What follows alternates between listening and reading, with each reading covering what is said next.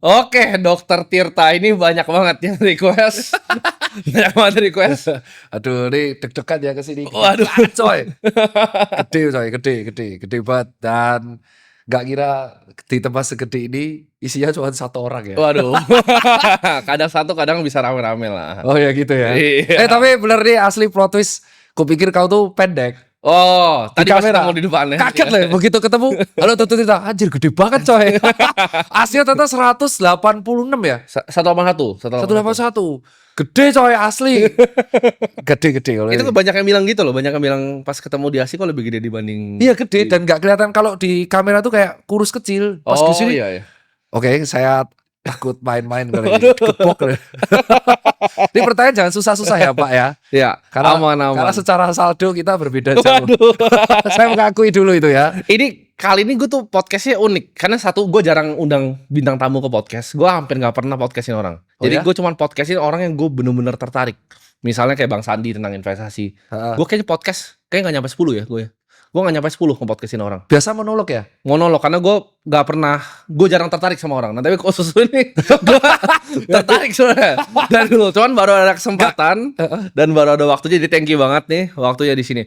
Nah mungkin kita sebelum mulai gue tuh pengen ngulik sedikit. Lu kan dulu awalnya dokter kan? Benar sampai sekarang. Nah tapi sejarah lu untuk jadi seorang pedagang, kan waktu gue sempat dengar-dengar ya di beberapa podcast.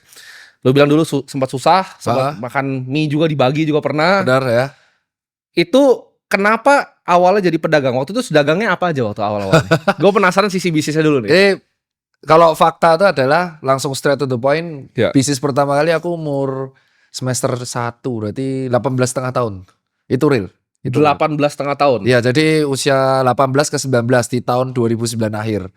Saat itu in fact aku ngerasa pada waktu aku masuk dokter ego dong, kayak wah ini jurusan dengan nilai tertinggi. Jadi kalau kita pada waktu itu kedokteran umum itu adalah jurusan dengan nilai paling tinggi kalau ujian masuk. Ya. Jadi masih ego akademik, Ursulin soalnya kan SMA, tahu ada Gina Pacis, jadi pengen masuk situ. Udah begitu masuk kita di brief di kuliah pertama dan aku baru ngerti ternyata jalannya tuh maraton, panjang banget. Oke. Jadi S1 harus 3,5 tahun. Terus harus koas 2 tahun, belum kita harus internship dan harus spesialis. Aku anak tunggal nih. Bapak ibu, papa mamaku tuh orang bank, perbankan. Itu privilege pertama, itu yang nggak semua orang tahu ya. Aku ngomong di sini nih. Papa mamaku tuh orang keuangan dan sangat straight, apalagi papaku tuh dosen ekonomi. Oke, jadi orang bank dan juga dosen. Iya, dosen ekonomi. Jadi privilegeku di situ. Jadi akhirnya aku ngerasa, aduh nih kayaknya kalau maraton kayak gini keburu orang tua aku mati, aku belum kelar-kelar. Itu realistis tuh. Oke. Jadi di semester 2 aku mulai dagang dan hal yang pertama aku jual itu power balance, Pak. Yang ini ya, yang dipakai di tangan itu ya. Iya, dan aku malah jadi distributor di Jawa Tengah. Nah itu gue pengen nanya nih, ini boleh juga sekali gue nanya ya. Power balance kan zaman kayak gue zaman SMP atau SMA waktu itu ada ya. Lu umur berapa sih? Sekarang 24. Gue 24. Anjir 10 tahun di bawahku. Iya, 10 tahun. Lo udah kaya gitu mau ngapain di sisa hidup? Ya pantes lah, gabut banget. Aduh. Itu power balance itu beneran atau hoax? Enggak. Kan lu kuliah dokter kan? Enggak itu. Soalnya gue juga pas ditawarin teman gue tuh kayak apa sih ini? Katanya bisa apa kan lebih Jadi, sehat ya katanya. Sebenarnya saat itu kan kalau nggak salah yang jual itu adalah di official, kalau nggak aku sebut merek tuh Point Break sama Planet Surf. Dan aku ingat banget itu jualnya sekitar 400-600 ribu. Dan itu viral gara-gara. Berarti gue kayaknya ditawarin yang KW waktu itu mahal. Ini lucu banget. Dan ternyata itu tuh viral gara-gara yang make mulai pebasket.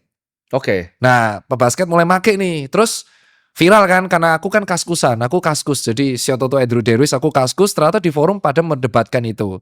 Aku beli ori satu di Point Break. Dan aku beli yang dari kaskus. Gak ada bedanya Pak. Oh. Bedanya itu cuma hologram. Oke. Jadi akhirnya aku berpikir, ini ori semua nih bagiku nih. Udah aku cari supplier. Terus aku jual lah di kampus. Wih viral Pak. Kampus tuh pada beli semua. Sehari aku bisa jual dari 10, 50, 1000. Ya udah itu dagang pertamaku cuan di situ setengah tahun. Baru di bulan ke-7 di tahun 2010 tengah udah mulai laba banyak tuh, udah bisa. Jadi aku ditanya kapan kamu dapat cepet tiaw 100 juta pertama, itu adalah di 19 tahun. 19 tahun berarti itu zaman waktu itu kaskus. Lu berarti jualan dari kaskus. Iya, kaskus. Sama dong jual kita kaskus. berarti. Iya, jual kaskus tuh aku pertama, dan itu no fakta, privilege-nya adalah karena aku tidak tidak begitu kesulitan karena basic papaku adalah bank. Jadi aku muterin uang saku jadi Ya. modal gitu terus. Jadi cepet. Oke. Nah, uang 100 ini jadi jual berikutnya, jual tren. Setelah power balance aku melihat kayaknya trennya mulai redup, aku jual jam monol. Oke. Jam monol tuh yang kecil-kecil. Tahu. Tahu kan warnanya Tahu. beda-beda. Sama kejadiannya. Itu Gue juga jualan jam loh dulu. ori kawinnya nggak ada beda. Iya. Udah di situ triple aku. Dari 100 jadi 150-an atau 160. Oke. Nah, habis itu di tahun 2011 aku jualan yang di situ aku kenal Mas Untung Store. Aku jual BlackBerry. Oke. Di 2011 lucu kan? Tapi juga- masih kuliah. Kita sama ya? Gue pernah jualan jam. Ini juga tonton nggak tahu nih, gue nggak pernah cerita. Gue pernah jual BlackBerry, tapi bukan BlackBerry-nya, baterainya gue jual. Oh ya? Karena baterai BlackBerry itu gampang meleduk kan dia. Iya benar. Gue pernah jualan baterainya di Aku Kaskus. tuh jual dulu. BlackBerry. Jadi zaman 2011 saat itu aku punya teman, sekarang dia jadi sekolah spesialis namanya Dr. Alvin. Saat itu kan BlackBerry itu belum menjadi sesuatu yang ada distributor utama. Ya. Saat itu baru TAM, ya kan? Nah, akhirnya ya kita tuh order sendiri dari Alvin ini. Alvin itu order banyak, dia juga jual suplemen fitness. Aku bertugas menjualkan. Oke. Dari jual 1, 2, 3, 5 sampai 25. Dan yang paling laris tuh Javelin, Gemini sama Bolt. Sampai apa lah aku? Iya. Itu Gemini, laba terus. Gemini yang paling murah kan? Iya, Iya, dan itu gua- laba terus. Seneng dong. Iya. Usia masih belum sampai 20, 3 kali usaha bener semua. IPK masih aman, egoku tinggi banget. Itu belum pernah gagal. Failku tuh malah menjual barang yang aku suka. Jual Oke. sepatu. Menarik. Gitu. Nah ini berarti banyak yang hidupnya berubah karena Kaskus ya bro ya. Iya, jualan. Memang Jadi tak- shout out untuk Andrew Darwis. Kemarin tuh gue sempat main ke klub dia, kan dia bikin klub kan di Pick 2 tuh di Oh, Noya. akhirnya bikin dia. Dia bikin klub. Gue ketemu dia foto sama gue, tapi gue nggak sadar waktu itu dia. Wah, lu Gua soalnya nggak ada hangover kan? Gue nggak sadar itu dia minta foto sama gue kan. Terus gue sini, ini kayaknya yang bikin Kaskus ya. Gue bilang, bro, hidup gue berubah karena lu. Gue bilang. Sama, bener. Lakuin tuh. Kalau nggak ada Kaskus, kayaknya aku sampai sekarang tetap menjadi dokter spesialis dalam hidup biasa. Oh. Kaskus tuh ngubah hidup karena aku belajar ilmu dagang, komunikasi sama sharing di sana. Dulu kan kalau kita dagang maksimal dibatasin sundul 3 kali. Ya, Nggak boleh kita nyepam. Iya. Terus supaya aman harus ngumpulin cendol. Betul. Cendol tuh nggak boleh komen pertama, kedua. Iya, kedua. Harus komen rapi satu-satu. Dan di situ aku mulai kenal Mas Untung. Mas Untung dulu di Jogja. Sekarang udah gede banget dia. Dia punya toko handphone. Oke. Saat itu ada 3. Aku kecil-kecil lah jual handphone. Jual kecil aja masih kayak gitu. Iya. Dan si Mas Untung ini seangkatan sama Renan Store sama PS Store. Oke. Nah, itu tapi gimana caranya waktu itu lu balance antara jadi pedagang? Kita ngomongnya pedagang ya waktu itu ya mungkin ya. Belum pengusaha seperti sekarang. Pedagang sama jadi seorang dokter. Waktu masih kuliah posisinya kan. Masih Dan kuliah. dokter kan salah satu kuliah yang orang bilang paling sulit. Lebih sulit dari hukum kan banyak yang bilang. Ini yang mungkin teman-teman nggak tahu. Jadi di sistem kuliah kedokteran itu sekarang nggak paket SKS, dia pakainya blok. Jadi kayak kita udah dipaketkan dan kita udah tahu jamnya tuh dari jam 7 sampai jam 5. Dan bagiku saat itu aku ngitung nggak tahu, aku baca buku, ada satu buku yang aku baca ini terpengaruh. Jadi pas kecil aku tuh baca buku namanya A Child Called It. Dan itu yang ngarang Dave Pelzer. Nah, di hari itu aku tahu bahwa kalau orang mau kaya, ini aku ya, aku nggak tahu kalau pendapat kita berbeda. Tapi kalau sama, ya puji Tuhan. Jadi kalau orang mau kaya, itu dia harus mengeluarkan effort yang lebih daripada orang lain. Oke ya, nah orang normal saat itu melihat bahwa habis kuliah, ya 9 to 5, pulang, garap tugas, tidur. Dan aku merasa saat itu, hidupku kalau mau berubah, ya aku harus mengeluarkan effort yang lebih. Dan effort lebih itu kugunakan buat dagang. Jadi ya 7 jam kuliah, 5 jam itu dagang, 2 jam itu bisa buat belajar, sisanya tidur. Jadi aku praktis tuh bisa setahun nggak pulang Solo. Padahal mudikku cuma Solo. Solo Jogja tuh deket. Kampungku Solo. Bisa nggak pulang. Yang setahun aku bisa nggak pulang. Tahun cuma sekali, pulang cuma sekali. Karena ngurusin dagang, COD sana sini. Oke. Nah itu kan waktu itu sempat lu transisi ke usaha cuci sepatu kalau gua nggak salah sampai Ya itu beberapa 2013. cabang, kan? 2013. Nah apa yang bikin pertama kali idenya usaha cuci sepatu itu? Inspirasi dari mana? Inspirasinya. Jadi ini kan tadi aku bilang 3 kali usaha aku laba terus. Ya. Nah yang keempat ini ego. Jadi aku berpikir aku laba terus nih. 3-nya aku nggak suka. Aku suka sepatu. Dan saat itu aku bertugas pengen menjualkan barang yang aku suka, yaitu sepatu. Kebetulan sepatunya brandnya namanya Macbeth. Dan saat itu Macbeth viral banget. Sekarang udah comeback tapi nggak seviral dulu. Dulu ada band-bandan namanya Blink 182 sampai sekarang masih ada. Jadi aku ngeborong Macbeth semua. Ternyata POV ku sebagai penghobi dan POV ku sebagai customer tuh berbeda. Jadi aku cenderung kulak, kalau orang bilang pedagang ya kulak, itu yang menurutku suka, keren. Ternyata ya nggak works, nggak laku. Nah, itu titik rugi pertama. Akhirnya kenal di Kaskus, ada sebuah forum lagi. Nah ini nyelamatin tuh. Kita nyebut forum, ternyata forum itu namanya Sneaker Addict dan itu jual beli. Selain dia ngobrol tentang sneakers, dia jual beli sepatu bekas. Oke. Nah pas jual beli sepatu bekas, aku dapat nih customer pain point-nya. Ternyata kalau jual beli sepatu bekas, sepatunya itu gak dibersihin. Oke. Dan saat itu pembersih masih mahal, terkenal di Jakarta, di Kemang doang yang bersihin sepatu. Ya udah di Jogja aku bersihin dari kos ke kos, COD masih ingat aku COD dan COD-nya itu masih ada di depan 3 Second di Jalan Kaliurang. Nah, awal puncaknya itu ya makanya kalau kita berusaha lebih pasti akan ada alam yang membantu. Gunung Kelut itu meletus di 14 Februari 2014. Ya, jadi aku nyuci di kos itu dari 2011. Ya udah penghasilan biasa 2 kali UMR lah, 2 kali UMR Jogja saat itu berarti 3 ribuan. Cukup lah buat nambah-nambah. Gunung Kelut meletus, abunya tuh ke Jogja. Aku tuh post foto before after di Instagram sama Twitter. Oh, Viral. viral. Fotonya viral, ya udah the rest history. Habis itu aku September buat toko pertama, buat toko kedua, toko ketiga, dan aku setuju sama statementmu yang bilang kalau bisnis belum menjamin tete bengek, jangan ngajuin debt. Ya, sampai sekarang aku belum punya debt. Oke. Itu setuju Menarik. dulu. Itu setuju. Aku suka statementmu itu. Iya. Itu aku nggak punya debt dan aku hanya muterin equity laba dari equity, kuputerin yang karena bapakku dosen ya aku low risk ya. Jadi equity dari toko 1 jadi toko 2, toko 1 2 jadi toko 3 gitu terus sampai sekarang. Oke, itu berarti yang cuci sepatu. Berarti Iya. lu pernah juga punya, kalau gak salah, titip sneakers. Nah, gue pengen nanya, kenapa bikin bisnis yang titip sepatu? Oh, Titip jual sepatu. Karena gini, ini pengalaman gue ya, dan gue lumayan kenal banyak orang yang di industri ini juga, yang besar-besar, dan itu sebenarnya kan banyak yang nggak tahu itu sebenarnya bisnis yang tidak terlalu menguntungkan kan sebenarnya. Karena satu, lu nggak bisa kontrol stoknya, lu nggak bisa kontrol pricingan itu sepatunya orang, lu mesti ada beban autentikasi, lu mesti ada shipping dan segala macem, logistiknya berat. Betul. Dengan margin cuma 10-30%. Ya betul, tepat sekali, gak ada beda ya. Tapi salah satunya jadi gede di Cake Avenue. Iya. Ini menarik nih, tadi riset karena data. Oke. Jadi di Instagram itu aku titip jual itu lewat Instagram. Namanya dulu Cipeng Store. Itu julukan awalku terus jadi Cipeng Store itu yang membuat awal mula Instagramnya Tirta dari 10.000 menjadi 150.000 tuh Iya. Cipeng Store. Alasannya simple karena aku punya industri cuci sepatu. Aku tuh saat itu kan belum ada AI semasif ini, belum ada sumber data. Aku juga belum tahu cara analis data, belum bisa connect engineer. Aku hanya pakai cara bodon kalau sepatu yang paling sering dititip jual itu adalah sepatu yang paling sering demand-nya paling tinggi. Oke. Relate ya. Jadi aku gak peduli tuh karena cost-nya kan cuma markup 100.000, Yes. sehari paling laku 10 itu cukup bisa buat bayar pulsa atau gaji admin.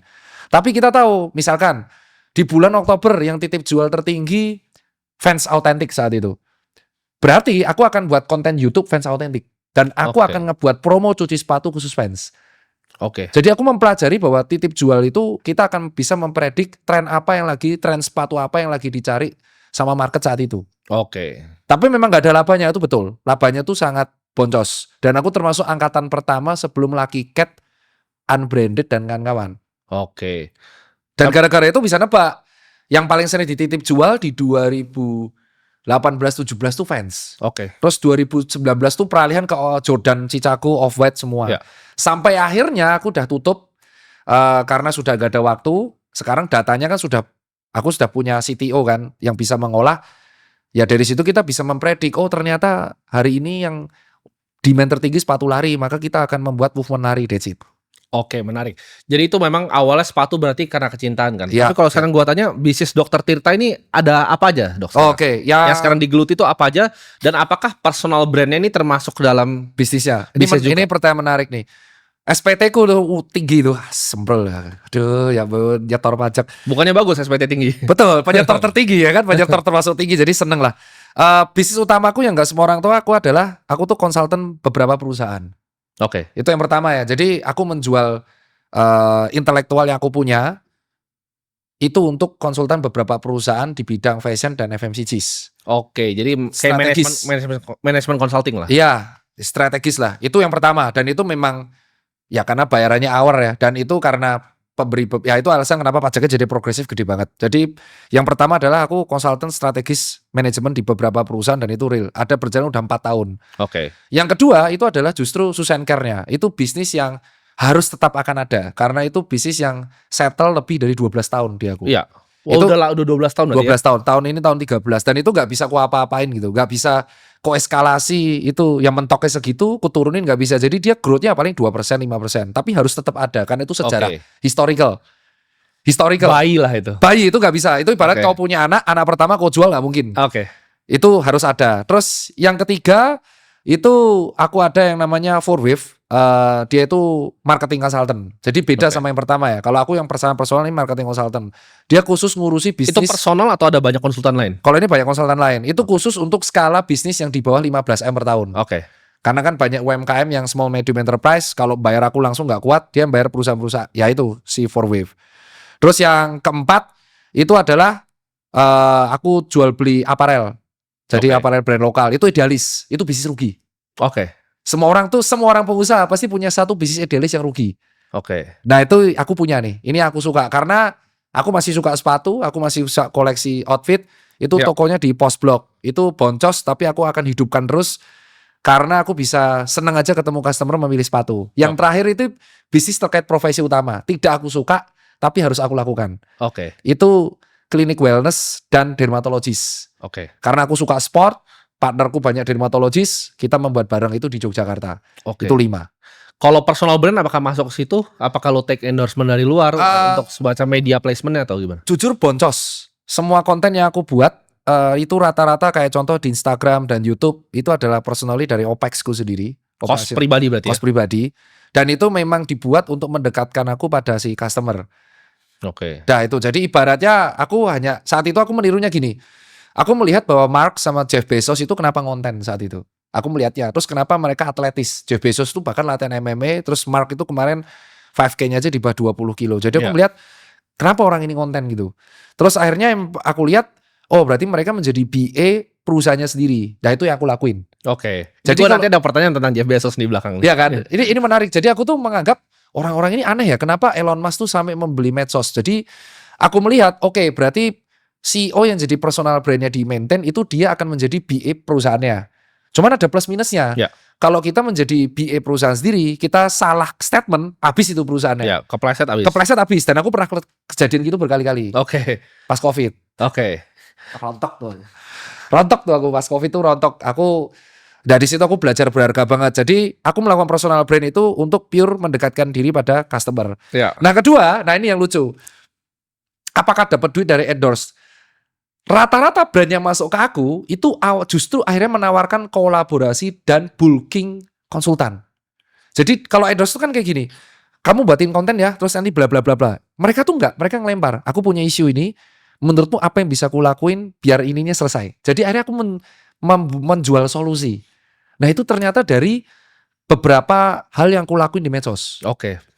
Ya kayak contoh aku memperlihatkan kemarin di YouTube aku edukasi mengenai mitos fakta kesehatan. Endingnya tuh ada brand yang datang, menurutmu gimana nih deliver message-nya ke masyarakat biar campaign ini berhasil. Ya. Nah itu yang kulakuin. Oke. Jadi kalau dibilang endorse, endingnya adalah dia meningkatkan portofolio untuk konsultan fee-nya. Ya. Ya udah berarti ada duitnya. Menarik.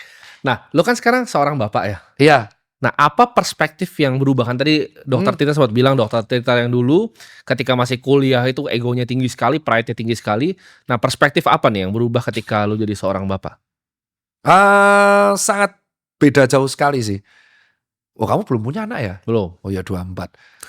Ya benar. Aku melihat diriku yang dulu tuh kayak kamu.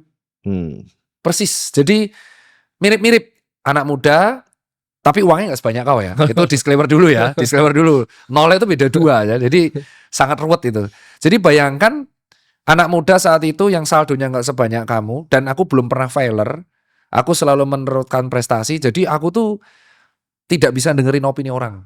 Sangat fatal dulu. Aku sangat fatal dulu nggak bisa dengerin opini orang. Dan aku merasa sampai sekarang pun masih sulit tapi sudah bisa terkontrol. Kalau dulu tuh unkontrol karena aku anak tunggal. Aku nggak biasa terima salah. Ini bener bedanya. Aku nggak bisa terima salah di akademik selalu nomor 1. Jadi aku merasa diriku harus nomor 1 terus.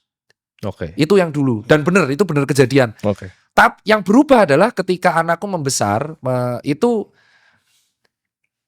goalnya berubah semua. Oke. Goalnya berubah. Dan yang paling kelihatan itu adalah jika di dulu aku mengejar uang, itu beneran aku ngejar uang, karir. karir pet, uang, saldo dan kawan-kawan. Yang ku kejar sekarang adalah legacy. Itu agak berbeda ya. Nah, legacy di sini maksudku adalah aku merasa kalau aku mati, kayak sometimes atau suatu saat nanti aku akan mati, terus uang itu akan ya udah that's it. Anakku akan dapat warisan, anakku akan selesai, kelar. Dia nggak akan mengenang aku sebagai yang menelurkan apalah, ya udah. Ya. Jadi aku merasa harus ada legacy biar dia itu ketika dia nanti gede dia tahu aku siapa. Nah itu yang ku lakuin sekarang. Oh bapaknya itu ternyata membuat usaha. Oh bapaknya itu tetap kuliah lagi. Bapaknya akhirnya membuat health. Jadi dia tuh nanti akan struggle. Yang ku takutin kalau dia itu hanya dapat uang besar banyak banget, dia akan menjadi sosok yang sangat tidak mau untuk berusaha keras karena dia udah tahu dapat warisan gede kan. Ya. Nah itu akhirnya aku fokus untuk membangun legacy biar anakku itu tidak menjadi seperti aku yang zaman muda. Itu yang aku takutin banget. Oke, tapi apa value utama yang lu pengen tanamin justru di anak lu nih? Proses sih. Oke. Proses. Dan proses tuh semua orang tuh sekarang pengen result ya. Itu terjadi gara-gara jadi orang tuh pengen cepat-cepat merasakan kepuasan dan kekayaan, terutama cowok-cowok usia 17 sampai 24. Ya. Dan mereka tuh gak bisa sabar, kayak contoh, wah kita gak bisa sabar tiba-tiba di usia 24 dia ngerasa gini-gini doang terus nyerah gitu aja. Ya. Jadi aku merasa mereka harus punya proses. Nah itu yang value yang pengen ku tanamin ke dia. Dan dia tuh pada waktu anakku tuh pada waktu sekarang sudah mulai paham mengenai aset ya. Enak ya apa? Aku gak mau dia ngerendahin orang lain yang asetnya di bawah dia. Jadi aku selalu menerangkan kamu tuh bisa kayak gini karena privilege. Karena aku dan mamahmu juga dokter spesialis. Jadi kamu harus tahu kita privilege kan kita divorce ya. Tapi masih akrab aku udah punya keluarga baru tapi aku harus rutin ke Jogja. Jadi aset mamahmu aja gede, asetku gede. Jadi jangan sampai kamu terjebak dalam itu ya. Itu yang aku ajarin terus. Aku takut kalau nanti dia gede malah memanfaatkan asetku jadi arogan kemana-mana malah jadi tukang bully, repot aku nanti kan. Jadi aku gak mau dia menjadi seperti Tirta yang pas muda karena itu sangat dangerous ya. Oke, menarik banget. Ini akan masuk ke pertanyaan yang gue sekarang beneran pengen tanya ini. Gue dari dulu udah lama pengen ketemu dan gue pengen tanya nih, ngopi dulu ya. Ngopi dulu, karena ini pasti pertanyaan spontan ini. Nah, kan tadi lu sempat bilang soal COVID. Nah ini juga sesuatu yang sangat menarik buat gue. COVID itu adalah fenomena yang sangat menarik. Kalau gue lihat secara sosial dan juga secara keuangan. Nah bagaimana tanggapan lu terhadap statement gue ini ya? Menurut gue COVID itu real, virusnya itu ada. Tapi itu social engineering yang ada di belakangnya dan orkestrasi itu luar biasa untuk tebar vir. Statementmu ini sebenarnya nggak ada beda sama statementku zaman dulu. Cuman aku berakhir di rujak. Oke. Habis itu aku. Aku ingat banget. COVID-nya tuh ada jelas. Ya. Pandeminya tuh ada, itu jelas. Dan aku masih ingat banget videonya tuh masih beredar bahwa solusi saat itu adalah kalau misalkan COVID itu masuk di lingkungan yang masih kecil, itu bisa di lockdown. Dengan kita melockdown satu tempat, itu akan mengurangi potensi efek domino di tempat lain. Ya. Itu habisku pertama. Karena aku dituduh sok tahu saat itu.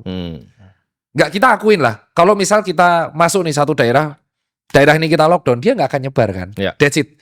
Tapi faktanya kan nggak. Itu aku habis tuh pertama di rujak tuh. Yang kedua adalah ketika aku mengatakan bahwa reaksi kita itu paniknya memang luar biasa berlebihan. Ya, at the end kita tuh nggak bisa ngapa-ngapain.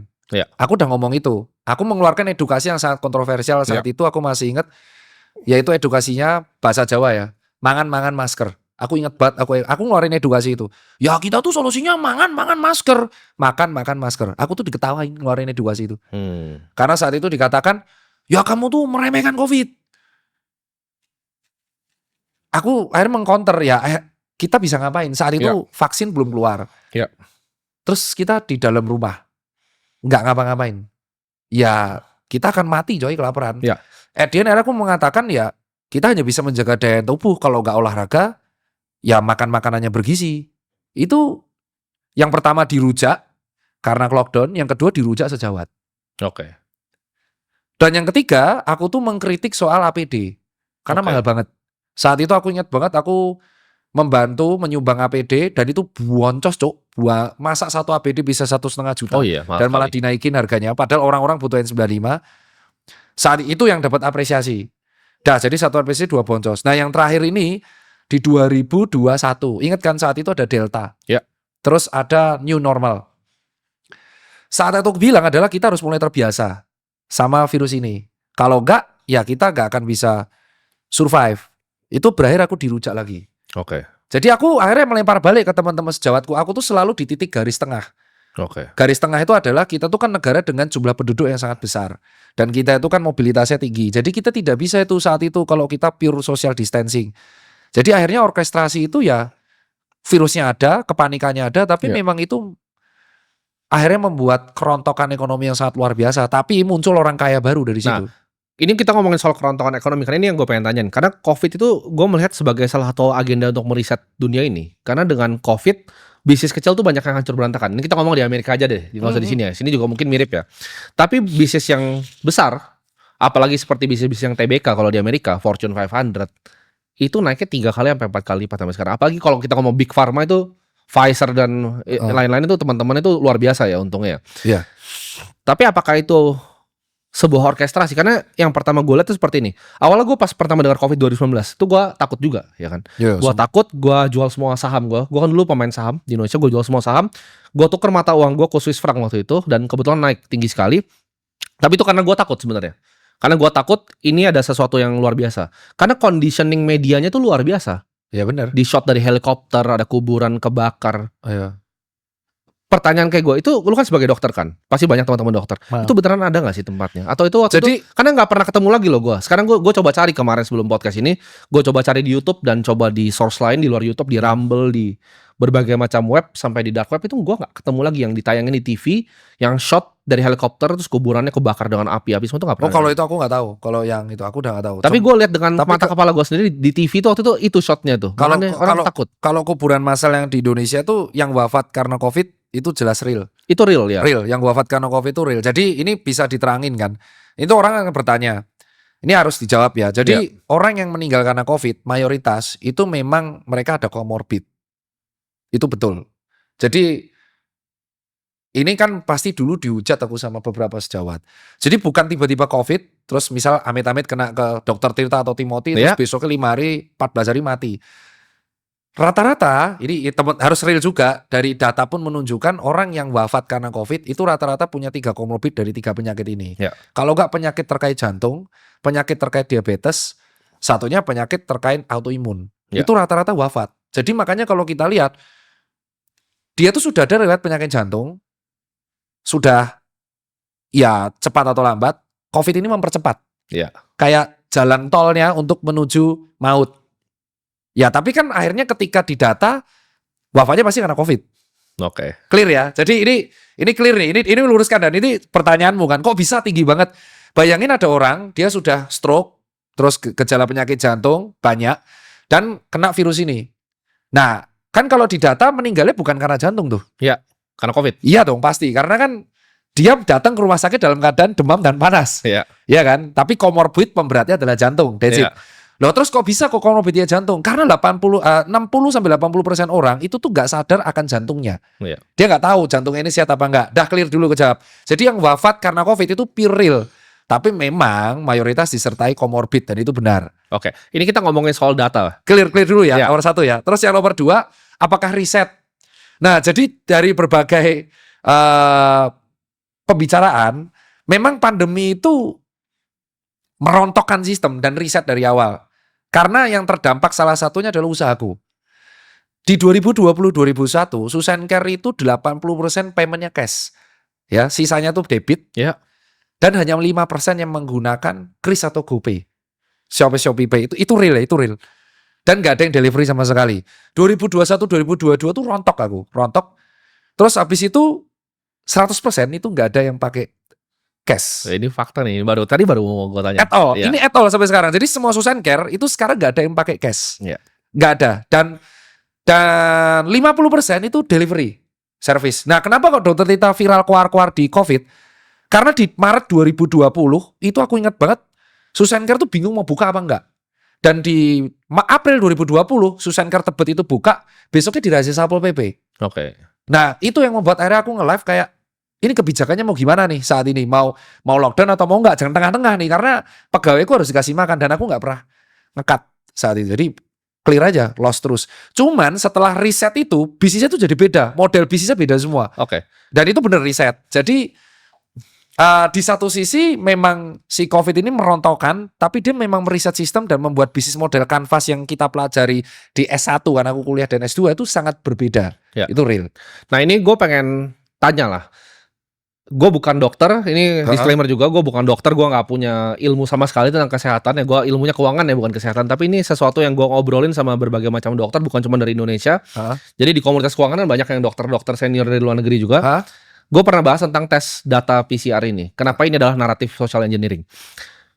PCR itu kan tes yang hypersensitif sebenarnya. Iya. Nah, ini gue pernah ngobrol sama salah satu dokter. Dia bilang kayak gini ke gue. Itu kalau lu flu 2 minggu lalu, sekarang udah sembuh, virusnya udah mati nih hidung lu. Tapi lu tesnya dengan PCR, itu bisa kena positif virus yang udah mati. Jadi PCR itu kalau digunakan untuk seperti widespread massal gini, itu pasti yang plus tuh banyak sekali. Dan datanya itu pasti ngawur satu dunia itu tentang jumlah COVID-nya. Jadi ketika ada yang mati, bahkan virus COVID udah mati, dia kena PCR dia COVID, padahal emang udah mau mati aja orangnya. Di data orangnya mati sama COVID. Ya, makanya disebutnya itu adalah hypersensitive but not specific. Iya, jadi ini kan semacam social engineering massal, bukan ini beda pendapatnya. Kalau penyakit yang luar biasa berbahaya sebenarnya kan. sebenarnya kalau dibilang dangerous, menurutku tetap dangerous ya. Karena segala sesuatu yang merontokkan apalagi sistem pergerakan ekonomi dunia itu tetap menurutku danger. Itu dijadikan alasan atau enggak? Karena kan di 2025 ini direktur CIA zaman Joe Biden baru keluarin statement kan. COVID ini kemungkinan besar tuh di lab. Yang dulu diketawain sama orang. Dulu dibilang ini kan memang penyakit yang ada. Aku termasuk Baru dikeluarin nih 2025 nih. Aku termasuk yang setuju ya soal itu ya. Dan itu membuat aku dihujat. Makanya kan Bioweapon kan sebenarnya. aku nggak bisa bilang itu. Itu kamu ya. Ya. Karena gini nih, ini situasi ini mungkin penontonmu akan suka. Jadi kan kemarin teman-temanku pada bilang akhirnya keluar bahwa ini bukan dari kelelawar tapi dari lab gara-gara statement beliau kan. Iya. Itu statementnya aku Direktur baca. CIA ya. Baru tapi statement Ya baru. 2021 kan Nggak begitu. 2021 kan aku Statement. ngomongnya masa sih tuh Gutu Picru gara-gara kelelawar. Kan dihujat. Saat itu aku dihujat. Aku malah dituduh, wah Dokter Tirta gara-gara ngobrol sama teman-teman yang pro konspirasi malah percaya. Enggak, kita kan tetap berusaha kritis. Ya kan? Tapi sekarang kenapa nggak mau ngomong karena capek? Ya. Karena aku saat itu dihujat kanan kiri gitu loh. Oke. Menjadi tengah tuh nggak enak tim. Ya. Aku nggak tahu kamu rasanya gimana. Tapi saat itu aku tuh tengah tuh jadi kayak aku percaya virusnya ada, tapi aku berusaha kritis gitu loh. Kayak Too Good To Be True, masa sih dari kelelawar tiba-tiba semasif ini gitu loh. Udah saat itu aku percaya itu. Dan saat itu saranku adalah kita kan we can do nothing. Kita tuh gak bisa ngapa-ngapain. Selain kita cuma pakai masker, cuci tangan, that's it. Dan itu kan cara mencegah untuk penularan virus pada umumnya. Yang berujung dihujat lagi. Endingnya aku edukasi mangan-mangan masker berujung dihujat lagi. Nah terus kamu tanya nih, terus gimana pendapatmu social engineering? Aku gak tahu tuh social engineering apa enggak. Tapi yang jelas semua solusi yang kemarin terjadi itu adalah terlalu cepat. Oke. Dan menurutku malah akan plot twist kalau endingnya itu adalah justru vaksin Sinovac yang menurutku resikonya paling kecil. Oke.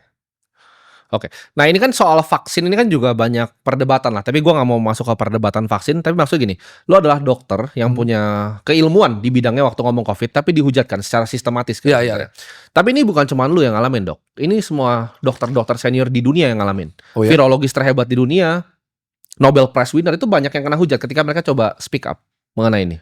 Jadi ini konsensusnya terjadi secara global sebenarnya. Oh ya? Jadi orang dipaksa untuk jadi tidak kritis kan terhadap hal ini. Seolah ada kuasa yang pengen dunia ini mengamini ini sebagai apa yang mereka mau kan. Iya, betul. Dan sebenarnya kalau lu sadar kenapa kok tren olahraga itu akhirnya naik sekarang? Ya karena itu satu-satunya cara untuk bertahan melawan virus, that's it. Kalau daya tahan tubuh lu aman, ya lu akan aman. Tapi kan faktanya saat itu kan orang yang berusaha untuk gimana ya? Ini jelasinnya gini, ini buat teman-teman dokter ya, biar tahu karena yang nonton dirimu kan nggak hanya penikmat keuangan ya. Aku akan jelaskan POV-nya biar general, netral. Ini agak sulit nih, harus mikir omongannya.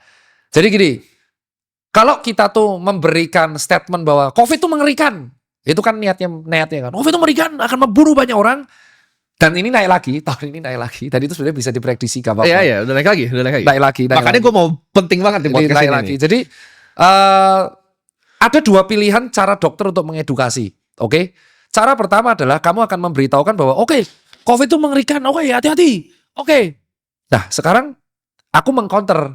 Oke, memang mengerikan. Caranya gimana? Cara ngelawannya. Ayo kasih tahu cara ngelawannya. Terus mereka kan akan mengcounter, ya kamu harus ini. Ya masa kita di rumah nggak ngapa-ngapain 2 tahun men. Tapi gini, itu kan Itu saat itu Iya. kan. Nah akhirnya kan aku menjawab dengan cara netral. Yaitu ya udah kita jaga daya tubuhnya aja berujung dihujat. Oke. Sampai sekarang aku akan menjawab dengan pilihan yang sama. COVID-nya tuh ada, memang ada, dan itu akan terus naik turun kayak kurva coy, kayak yang kenapa kok naik? Ya karena ada mudik, karena mobilitas, karena ini kemarau, karena musim lagi jelek dan virus itu kalau humidity-nya tinggi perkembangan akan tinggi dan dia akan bermutasi terus. Jadi COVID itu nggak akan pernah hilang. Dan pasti akan satu sesi naik dan satu sesi pasti turun. Ya itu sama kayak TBC. TBC itu dari dulu sampai sekarang ada terus. Iya. Cuman gara-gara kemarin ada Bill Gates mau di sini, heboh semua. Oke. Iya kan? Kan kesel kan? Aku tuh kayak kenapa harus dihebohin dari dulu juga ada TBC itu nggak hilang, DBD juga nggak hilang, sama kayak COVID itu nggak hilang. Kenapa naiknya sekarang? Ya karena mobilitas orang tuh lagi meningkat sekarang. Semakin peningkatan mobilitas ya COVID-nya akan ada. Terus solusinya gimana? Ya masa kamu mau social distancing lagi? Nggak mungkin dong. Ya terus apakah kita harus takut? Yang aku bingung tuh yang ditakutin tuh adalah kenapa gitu loh. Ya kan kita udah hampir 5 tahun setelah COVID itu ya. Ya. Cara satu-satunya cuma menjaga daya tubuh, that's it. Jadi ya saat itu aku speak up tuh dihujat, beneran dihujat. Itu yang membuat akhirnya aku ngerasa kayak, oh ternyata aku nggak sekuat itu mentalnya, aku nggak sekuat ente ya, Iya. yang bisa baca Gue keluarin statement yang sama waktu itu, dihujat juga. Aku tuh ingat statement aku cuma ngeluarin komen ini loh, mangan masker, intinya makan ya. Dokter kok menyepelekan, jancok, aku tuh gak ada menyepelekan sama sekali loh. Aku Iya. cuman bilang kita tuh gak bisa ngapa-ngapain. Iya. Ya kan, udah dituduh kanan kita yang vaksin. Apakah kita harus ambil vaksin? Itu kan pilihan masing-masing. Tapi kan diwajibin ada. Ya kan bukan salah saya yang mewajibkan, bukan saya, bukan dokter Tirta yang mewajibkan. Kalau gue waktu itu orangnya kritis, jadi ketika ada vaksin massal, gue kan tahu ada beberapa perusahaan doang yang bikin jarumnya itu. Dan ya gue belilah saham perusahaan-perusahaan dan untung luar biasa. Tapi yang menariknya untung dari masih untung ya? untung luar biasa gue pas COVID, gue untung luar biasa. Gue langsung pikir beli jarum suntiknya, perusahaan yang bikin jarum suntiknya, karena itu jarum suntik mesti 3 kali kan belinya. Iya benar. Total jumlah penduduk Indonesia dikali 3. Iya, Jadi itu benar. omsetnya naik luar biasa tinggi. Nah, polio banyak, hepatitis itu banyak kan sebenarnya penyakit-penyakit seperti itu. Itu tuh nggak pernah dikasih sesuatu yang gratis, Dok. Itu orang bayar kan. Bayar. Untuk anak kecil aja vaksin polio itu bayar. Iya. Oke. Kenapa vaksin itu gratis terus 3 kali? Itu yang gue mikir. Logistiknya dari mana? Gue secara pengusaha ya. Ini uangnya dari mana? Uang siapa? Ya Dan nggak masuk. kenapa gratis? Itu nggak pernah masuk di gua. Lu polio dibiarin mati kok. Mereka nggak pernah peduli sama lu. Jadi para elit ini menurut gua nggak pernah peduli sama kalian. Nah, Tapi ya. kenapa yang ini dia peduli banget untuk masukin itu? Jadi dan gua ada beberapa lah teman-teman yang gue sebutnya orang kaya lah, orang kaya. Treatment di saat COVID dan orang biasa aja ini berbeda sekali, Dok. Contohnya, private jet travel itu naik paling tinggi pas COVID. Perusahaan kayak Vistajet segala macam tuh Ya wah, itu fact. itu luar biasa, Dok. Kan gue punya teman-teman yang selalu naik private jet kan. Fact. Itu fact. Dan kayak Fakta. sebenarnya orang kaya itu nggak terlalu terdampak, Dok. Kayak mereka bisa ketemu keluarganya, naik jet ke luar negeri, Ya, landing betul. di Singapura. Jadi nggak pernah ada lockdown untuk orang kaya sebenarnya. Lah ya betul itu, makanya kan. Nah, apakah ini jadi pengkondisian nih untuk orang miskin nih? Makanya itu. Buat nurut, karena gini, menurut gue itu banyak yang lucu, Dok. Contoh, lift kebalik-balik. Ini gue tuh nanya bahkan dokter-dokter ya. Gue nggak mau sebut nama, nggak enak. Banyak yang anggap ini konyol. Dokter Indonesia dan dokter luar negeri. Apa sih lift itu begini ke belakang pantat-pantatan? Saya gak ikut Terus itu. misalnya ada yang di depan itu makan, dikasih apa namanya? Ini Kayak penjara itu dikasih plastik. dikasih plastik. Nah, itu menurut gua mereka yang bikin ini bukan mikir ini untuk kesehatan sih, buat lucu menurut gua. Karena ketika lu udah punya semua uang di dunia, yang lu pengen kontrol kan, lu pengen lihat oh ini nurut nggak? Compliance test menurut gua COVID itu. Siapa yang nurut, siapa yang enggak. Jadi lu pantat-pantatan ya. Di lift itu lucu banget loh, Dok, semua. Mereka bener-bener kayak ikutin loh. Kan gue tiap kali ke mall gue kayak ini orang-orang tolol ya begitu. Terus ketika gue berdiri di tengah ada yang bilang, ada yang kadang toel gue kan bilang kayak ini ikutin Mas. Nggak mau saya. Kamu suruh bikin saya ikutin. Dan Gue di luar kamera, Dok. Gue nggak pernah pakai masker. Jadi di luar kamera ada yang bilang, oh Timothy dulu pernah ada di pakai masker di kamera. Itu karena teman-teman gue tuh suruh gue pakai, itu pun turun-turun kan. Karena di kamera waktu itu sangat nggak lazim dok kalau di kamera. Habis aku. Habis pasti. Bahkan 3 Siapapun kali. lah, siapapun pasti habis tuh. Iya. Tapi gue sebenarnya ketika gue jalan-jalan ke Bali, ini personal gue nggak pernah pakai masker. Kita masih bikin party di villa, masih aman. Tapi itu kan statement yang memang dikeluarin oleh beberapa banyak orang sebenarnya, bahwa yang dirugikan dari COVID itu sebenarnya adalah orang kaum menengah ke bawah. Menengah dan ke bawah. Iya. Dan itu yang kita speak up kan sebagai dokter. Gitu loh. Jadi dokter dulu tuh kebagi dua. Kita bicara belak-belakan ya. Jadi dokter saat itu kebagi dua. Aku ingat banget. Dan itu menghancurkan dokter kebagi dua, dan itu menghancurkan lumayan image personal branding yang ngebuat akhirnya aku kayaknya nggak bisa kalau kita tuh terlalu speak up, terlalu brutal gitu. Ya. Ini beneran. Itu alasan kenapa kok Tirta berubah. Kan di podcast. Karena kan kamu ngomong duluan. Jadi aku akan ngomong duluan. Alasan berubah paling fatal ya, aku merasa bahwa kalau kita speak up menjadi diri kita di medsos tuh kadang orang lain tidak bisa menerima diri kita. Oke. Secara real. Dan saat itu dokter kebagi dua. Ada dokter yang memang sangat saklek. Kita lihat sampai sekarang pun ketika COVID naik, ya postingannya akan kayak gitu terus. Ya kan, postingannya akan kayak gitu terus. Tapi ada dokter yang juga berpikir, ya kalau mereka kaum menengah ke bawah ini nggak disuruh kerja, mereka tuh cuma punya dua pilihan, mati karena COVID atau mati karena kelaparan. Udah, that's it. Itu Iya. Aku kan ngomong itu ke mereka. Aku tuh masih ingat banget, aku ngomong sama seniorku, kalau edukasi kita kayak gini terus, mereka cuma mati karena dua hal. Kalau nggak mati karena kelaparan, mati karena COVID. Udah. Ya mereka mesti akan milih yang mati karena COVID dong. Iya. Karena setidaknya kan untung-untungan. Alah, paling nanti ketularan. Kalau ketularan juga belum tentu mati. Tapi kalau mati kelaparan, nggak makan itu pasti. Maka mereka memilih yang kedua kan. Ya udah, kita beresiko, kita cari uang 9 to 5, terserah. Yang penting kita adaptasi, new normal. Endingnya kan kita akan ketularan juga. Bener ya? Ya. Tapi kalau kita edukasi yang kedua itu masih dihujat, Tim. Nah itu kan endingnya aku tuh di cancel. Ini ya, aku masih ingat banget. Dan itu aku memaafkan tapi nggak akan pernah melupakan. Aku tuh ingat banget edukasi mengenai mangan-mangan masker terus viral, dan aku kepergok nongkrong di cafe Holy Wing. Oh. Ya kan? Ya. Amin Facebookmu kamu kan. Iya. Aku dihujat itu. Aku dihujat habis di situ. Oke. 1 tahun kemudian semua orang ngikutin nyet. Yang hujat kan? Ya. Dan itu aku 2 kali tuh dihujat. Pertama kali aku setelah kayak gitu, aku edukasi, dan aku tuh edukasinya tidak saklek loh. Iya, Aku edukasi bilang, aku dihujat gara-gara rangkulan sama temenku di Holy Wing, aku ingat banget. Terus kedua aku dihujat gara-gara edukasi mangan-mangan masker. 1 tahun kemudian orang lakuin semua. Ya. Dan itu gara-gara dihujat itu ada 2 brand besar itu nge-cancel jobku. Oke. Sepihak. Jadi benar-benar udah DP-nya diambil Mas, kita nggak perlu. Oh. Wow, itu masih ingat banget aku. Aku masih ingat 20. Jadi ini sistematis kan sebenarnya. Ya, Apakah itu cancel netizen beneran atau sistematis? Aku keselnya saat itu cuma satu adalah at the end 1 tahun kemudian orang melakukan apa yang aku lakukan. Nah, dari pengalaman lu waktu itu, Dok, itu menurut lu sistematis Oh ya, kalau serangannya itu sistematis. Itu kan alasan atau aku marah. netizen? Kalau Nggak. menurut gua bukan cuma netizen biasa begini. Enggak, kalau kan. itu tuh Sistematis kan? enggak, aku masih ingat banget itu Holy Wing sama aku update. Ya. Dan saat itu aku bisa jujur ya, bisa tanya sama Ivan. Iya. Ivan itu manggil aku untuk diskus rapat. Ini enaknya mau diapain? Apakah kita tuh mau kolaps aparel?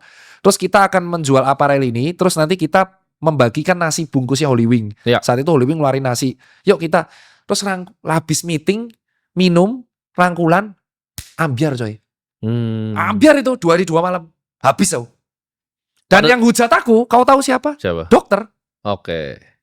Padahal waktu itu sama Ivan tuh pengen bagi-bagi makan, karena gue inget Ivan zaman itu dia pengen bagi-bagi Lah ke ya itu nakes sama kan? aku, sama baju. Yang buat baju nakes kan? Lah ya itu. Jadi buat teman-teman yang nggak tahu, Holy itu. Wings tuh supply banyak sekali makanan ke Lah ya itu. semua rumah sakit. Dan saat itu aku habis. Tanya Oh. Ivan habis. Itu berdua habis, dan aku sama Holy Wing tuh posisi bingung. Aku nyalahin adminnya. Adminnya minta maaf, aku masih ingat adminnya minta, "Dok, kami nggak ngira impact-nya segede ini." Aku ingat captionnya, "Dokter Tirta aja Holy Wing kamu kapan?" gitu. Nah, itu captionnya kan. Akhirnya saling menyalahkan. Cuman aku keselnya tuh at the end semua orang melakukan, dan itu lebih parah. Dan pas aku keluar Jakarta itu kayak nggak ada COVID. Itu Nah, yang iya, buat iya. aku tambah dongkol. Jadi Habis itu kan aku dongkol kan. Oke lah, setengah aku skip, aku ngaku salah. Terus aku di relawan tuh dicopot. Gara-gara kejadian itu aku gak jadi relawan lagi. Wah, Iya. chaos banget lah habis itu. Walaupun sehubunganku sama Ivan tetap membaik ya. Dan itu aparel masih ada, masih dead stock. Jadi kalau Iya. mau beli gak apa-apa. Dan saat itu kita bingung gitu. Dan setengah tahun kemudian kita tuh traveling ke luar Jakarta tuh kayak gak ada apa-apa. Nah ini menarik nih, karena gue juga pertama kali mata gue kebuka ketika waktu COVID kan, Ya gua sama teman-teman gua sih nggak mau di sini ya karena lockdown kan kita kabur ke Bali akhirnya. Nggak ada Jadi apa-apa. nah di Bali itu unik sekali teman-teman. Mereka itu jadi benci karena mereka juga disuruh lockdown sama kan. Tapi orang Bali itu punya pikiran yang berbeda sama orang-orang Jakarta. Jadi pas gua ngomong sama supir gua, "Beli kok nggak pakai masker?" Ah, persetan lah masa ini kayak Ya begini. karena sama. Karena mereka ngerasa makannya mereka mau dimatiin sama ini nih. Terus mereka ngerasa oh gua nggak peduli. Ya Bagus karena, mati aja karena gua nggak bisa makan. Mereka ya ngomongnya sama. bener kan daripada Bagus mati aja gua kata gitu. ya daripada nggak bisa mati kelaparan, ya mending kena COVID. Jadi yang ke brainwash itu cuma orang Jakarta sebenarnya. Orang di Bali itu nggak ada yang kena propagandanya itu. Mereka buka semua kok masker. Ya itu yang aku kesel tuh. Kenapa? Ya terus aku dicap pada waktu itu ada satu statement di Twitter, aku ingat banget, itu ngeselin banget. Aku masih ingat ada sejawatku bilang, gelarnya aja dokter, tapi attitude-nya ternyata aslinya tidak menghargai orang-orang yang mati karena COVID. Wah itu kesel banget aku sama statement itu. Aku ingat itu Framingnya jelek itu. framingnya jelek. Dan itu tweetnya viral, dan itu yang ngeluarin dokter di Iya. Twitter. Aku masih ingat namanya, Dokter R. Akunnya hilang karena kemarin kena kasus. Kena karma kau kan. Nah jadi pada waktu itu hanya karena aku saat itu ke edukasi, aku waktu itu meeting sama Ivan, terus Iya. ke framing, yang mana aku udah ke framing itu aku dihabisin sampai aku di framing bahwa aku tidak menghargai yang mati karena COVID. Oh, disangkutin. Sangkutin gara-gara ini orang-orang kayak kamu nih dokter, tapi gara kamu malah mengajari orang nongkrong, kamu tidak menghargai yang mati karena COVID. Wah buset, itu framingnya aku bingung tuh balasnya gimana. Sistematis kan framing itu. Ya framingnya bayangin kamu tuh duduk ya nongkrong bertiga minum, terus ada Ivan sama timnya seneng-seneng, terus tiba-tiba pagi-pagi kamu di framing orang kayak kamu itu dokter nongkrong, itu kamu tidak menghargai orang yang mati karena COVID. Buset, aku tuh gak ada menghujat orang yang wafat karena COVID, aku berbela sungkawa karena COVID. Tapi kan masa kita at the end tuh kita harus menghadapi virus itu. Ya. Terus 2021 kesel kan, 2021 aku masih ingat. Orang melakukan apa yang ngelakuin. Persis coy. Persis. 4 kali lebih parah. Dan at the end adalah ada yang mention, loh kok semua jadi Tirta Holiwing semua. Nah kan, terus akhirnya di 2025 orang melakukan apa yang kulakuin, olahraga. Nih asal buat kalian tahu kenapa aku olahraga. Ini adalah counter opini dari 2020. Aku masih konsisten mengedukasi dan kalau kata Pak D, Ya, walk the talk. the talk, not only talk the talk. Itu bener, karena dari 2020 solusiku adalah makan, olahraga, masker. Dan aku lakuin Ya. sampai 2025. Ah, Jadi bener, kalau disebut sistematis, aku sempat dongkol saat itu. Karena oke. 2 hari 2 malam remuk, terus financeku tuh hancur. Ya. Tuh hancur. Jadi selama 2021 sampai 2022 itu aku super bleeding. Jadi ini yang gua rasa teman-teman nggak tahu, dan ini nggak cuma terjadi sama dokter Tirta. Mungkin dokter Tirta yang terjadi di Indonesia, tapi di luar negeri banyak dokter yang kayak dokter yang punya bisnis lain. Jadi ketika dia keluarin opini tentang COVID, virologis tuh ada yang terkenal. Iya. Virologis top, bisnis lainnya dihancurin dari belakang. Dengan cara tadi, misalnya dia punya, kalau dokter Tirta ada brand deal kan, dia punya bisnis yang lain dihancurin pakai cara yang lain. Mereka tuh punya caranya untuk Oh ya? lakukan ini secara sistematis. Jadi kalau orang keuangannya dijepit dan dari depan cancel culture-nya dijepit, pasti nyerah kan akhirnya. Iya. Bahkan lu waktu itu sempat diem juga kan akhirnya. Sampai sekarang kan? Sampai sekarang dia. Sampai sekarang. Sampai aku tuh. sekarang. Karena saat itu tuh, wah itu benar sesuatu yang kalian gak akan mau rasain karena tiap hari baca komen tuh gak enak. Padahal aku tuh hanya mengedukasikan. Intinya gini, kamu tuh gak akan bisa menghindari COVID ini. Iya. Ya kan gak bisa. Dia bukan bilang nggak ada virusnya kok, ada. Ya aku kan bilang, kita tuh bukan bilang virus ini nggak ada, kita tuh selalu bilang virus ini ada. Cuman kita tuh nggak bisa menghindar, orang kita nggak bisa lihat kok. Iya. Nah, kita cuma punya pilihan tuh 3. Either kita menjaga daya tubuh, tetap bekerja, that's it. Kita nggak bisa di dalam rumah terus takut kayak sekarang COVID tiba-tiba naik. Ini kan Setuju. naik nih. Setuju. Nih hari ini, aku nggak tahu nih tayang kapan ya. Iya, nah cepat ini. Cepat sekali. Tiba-tiba naik, dar, ini kan naik nih, berita naik menjelang kurban naik. Terus kita mau ngapain? Pertanyaanku kalau dokter masih ada, terus kita mau ngapain? Iya. Apakah kita harus lagi kayak dulu duduk di rumah, deci terus waspada? Kan enggak. Benar. Apakah kita dengan cara kita mengedukasi dengan cara yang sama itu akan membuat COVID hilang terus DBD hilang? Enggak. Kita cuman akhirnya adalah menjaga daya tubuh, that's it. Karena kalau tanya sama semua dokter, obat penanganan virus apa? Bukan antibiotik.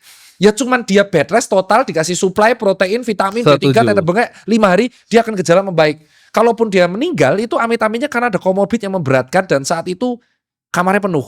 Jadi sebenarnya COVID itu membuka bahwa fasilitas kesehatan kita kemarin itu kamarnya penuh. Ya, Nggak cukup. Tidak memadai. Tidak memadai gitu loh. Jadi kalau mau pasiennya aman, fasilitasnya memadai. Bayangin ICU-nya cuma 4.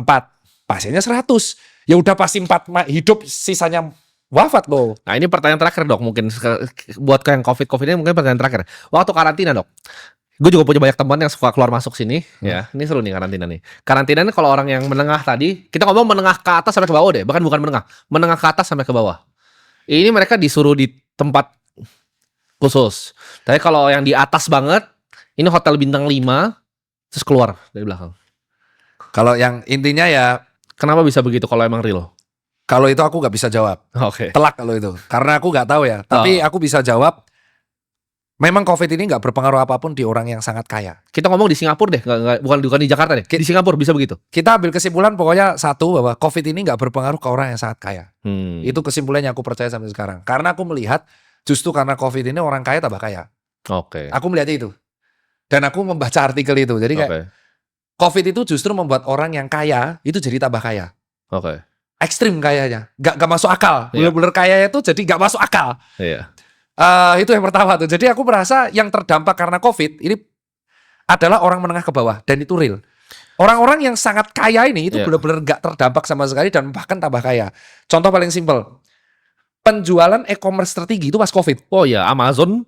Naik semua pas Iya. COVID. Ini setuju ya, setuju. Amazon tuh Penjualan paling tertinggi paling pas- gacor itu. Mas gacor tuh kan, terjualan tertinggi pas COVID itu semua adalah bisnis digital. Valuasinya nggak masuk akal, Iya. terus penjualan nggak masuk akal, free shipping, promo nggak masuk akal, itu semua terjadi di COVID. Ya tuh orang kaya baru. Sementara orang menengah ke bawah yang bisnisnya biasa-biasa aja itu yang kedampak. Ya. Makanya bleedingnya tuh nggak selesai-selesai. Sampai sekarang kan. Sampai sekarang nggak selesai. Efeknya sampai sekarang. Sampai sekarang nggak selesai. Tapi kalau orang-orang yang super kaya, dia nggak akan kedampak. Bener Ya. katamu yang kemana-mana super jet. Terus habis itu karantinanya di hotel bintang 5, dikasih makanan bintang Iya. 5. Kan ada tuh, kalau nggak salah hotel bintang 5 yang nyediain karantina wilayah. Ada. Kalau dia COVID, karantina di hotel Ada, bintang 5. ada. Nah, yang nggak punya uang, biye. Iya, Ya itu kan yang kita teriakkan dari kemarin. Oke. Tapi mungkin orang-orang baru berani ngomong sekarang. Dari kan COVID naik lagi. Iya. Terus ditambah kemarin yang paling aku krusial tuh, kenapa Mas Tirta agak speak up mengenai uji coba vaksin TBC? Iya. Ya itu sesuatu yang nggak penting. Nggak coy. penting. Nggak Nggak penting. penting. Kenapa? Karena kenapa harus speak up? Ya yang ngedilin itu bukan dokternya. Ya kok tanya sama yang ngedilin, tanya sama pemerintahnya gitu. Jangan tanya sama kita. Terus ini COVID naik lagi, terus kita harus ngapain? Ya nggak ngapa-ngapain. Ngaso aja kan. Udah biasa aja, udah biasa aja. Kau nggak usah ngapa-ngapain kayak. Emang TBC ini ada dari dulu ada, sudah ada vaksinnya BCG. Kamu udah menghadapi itu. Kenapa harus panik? Ya kamu panik karena kamu baca berita, that's it. Iya. Aslinya tuh nggak ada. Menarik. Biasa-biasa aja gitu loh. Nah. Hidup normal 9 to 5, cari kerja, cari uang, that's it. Kita tuh sudah susah sekarang dengan persaingan dan layoff di mana-mana. Jadi kayaknya ditambah dengan isu COVID yang naik lagi ini kayaknya bisa membuat orang panik. Oke. Ini gue ada menarik sesuatu yang gue baru kayaknya 3-4 bulan ini pelajari dong. Jadi gue baru, karena mungkin pengaruh dari teman-teman juga. Teman-teman gue tuh banyak yang semua sehat-sehat. Sebenarnya gue tuh paling gak sehat lah. Di antara pergaulan gue ini gue paling gak sehat. Teman-teman gue tuh semua suka lari, suka gym, suka hit. Oh ya? Olahraga gue cuma basket, itu pun waktu SMA. Dan sekarang udah gak pernah olahraga lagi. Ya paling gym seminggu sekali lah gitu. Itu pun mager-mageran. Jadi longevity itu apakah kita sekarang itu di tahap yang teknologinya itu udah bisa untuk anti aging atau belum? Wah ini menarik nih.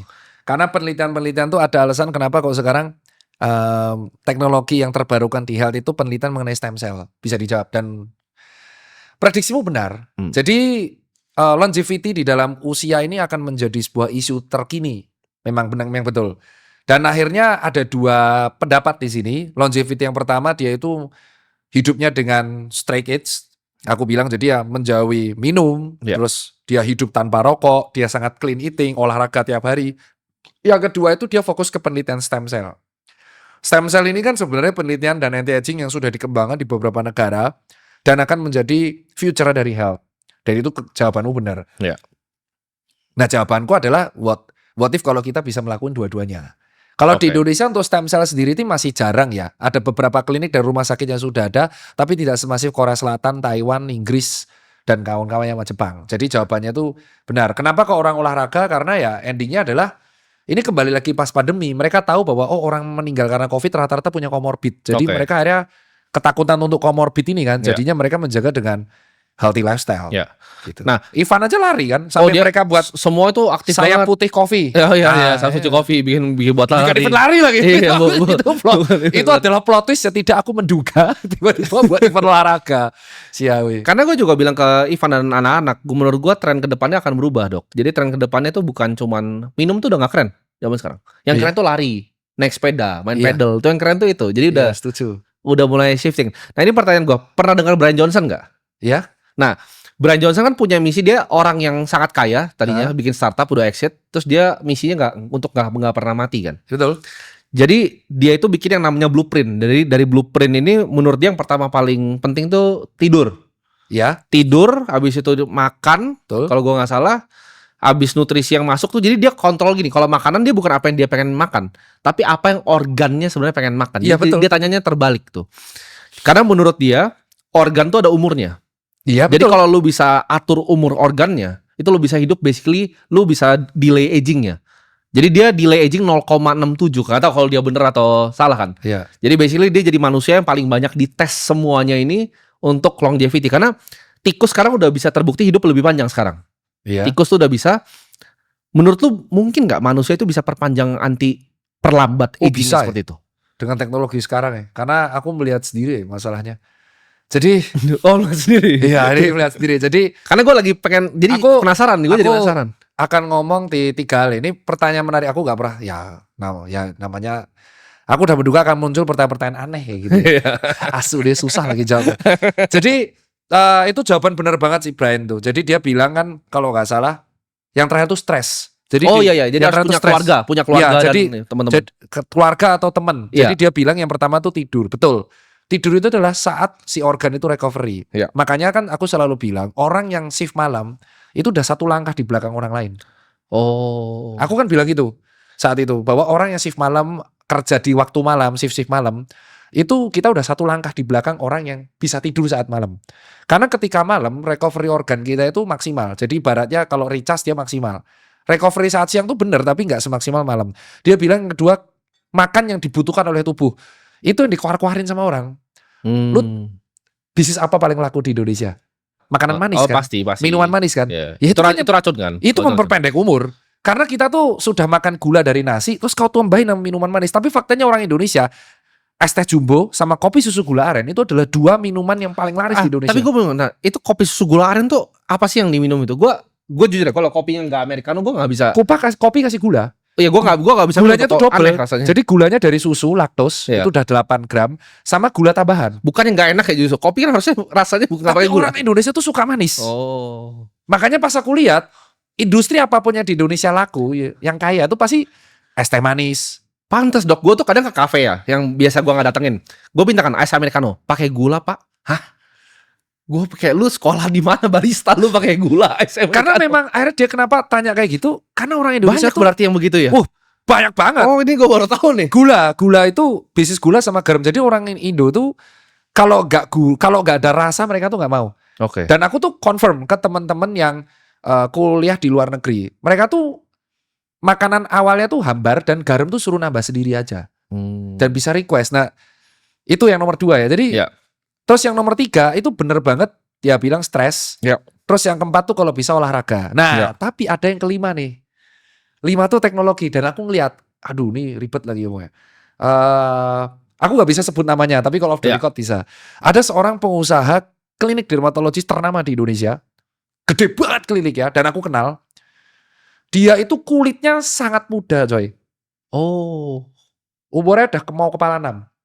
Tapi kulitnya itu. Jadi dia berhasil anti-agingin kulitnya? Iya bro. Jadi ini benar, ini pengusaha kaya raya banget. Tapi silent ya, silent rich. Jadi dia ngusaha klinik dermatologis. Setiap kali aku meeting sama dia suami istri. Istrinya tuh kayak gadis umur 20 tahun Pak kulitnya. Padahal udah mau kepala 5. Sementara suaminya sehat banget kulitnya. Oke. Pas aku tanya, ini gimana coy tipsnya? Saya gak pernah olahraga Dok. Asu aku ditantang, dia juga dokter gitu. Ternyata aku gak pernah olahraga gitu. Nah jarang malahan. Kamu gak usah ngoyo-ngoyo, gak usah maksa-maksa, nanti mati loh. Lah Pak dokter gimana nih bisa halus gini kulitnya? Ya dia memanfaatkan teknologi yang sudah ada. Jadi Oke. dia meneliti, dia jadi probandus penelitiannya.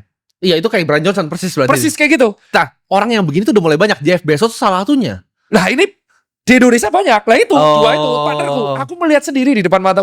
Kuliah itu bagus banget. Literally bagus banget. Iya. Ini perawatan apa ya?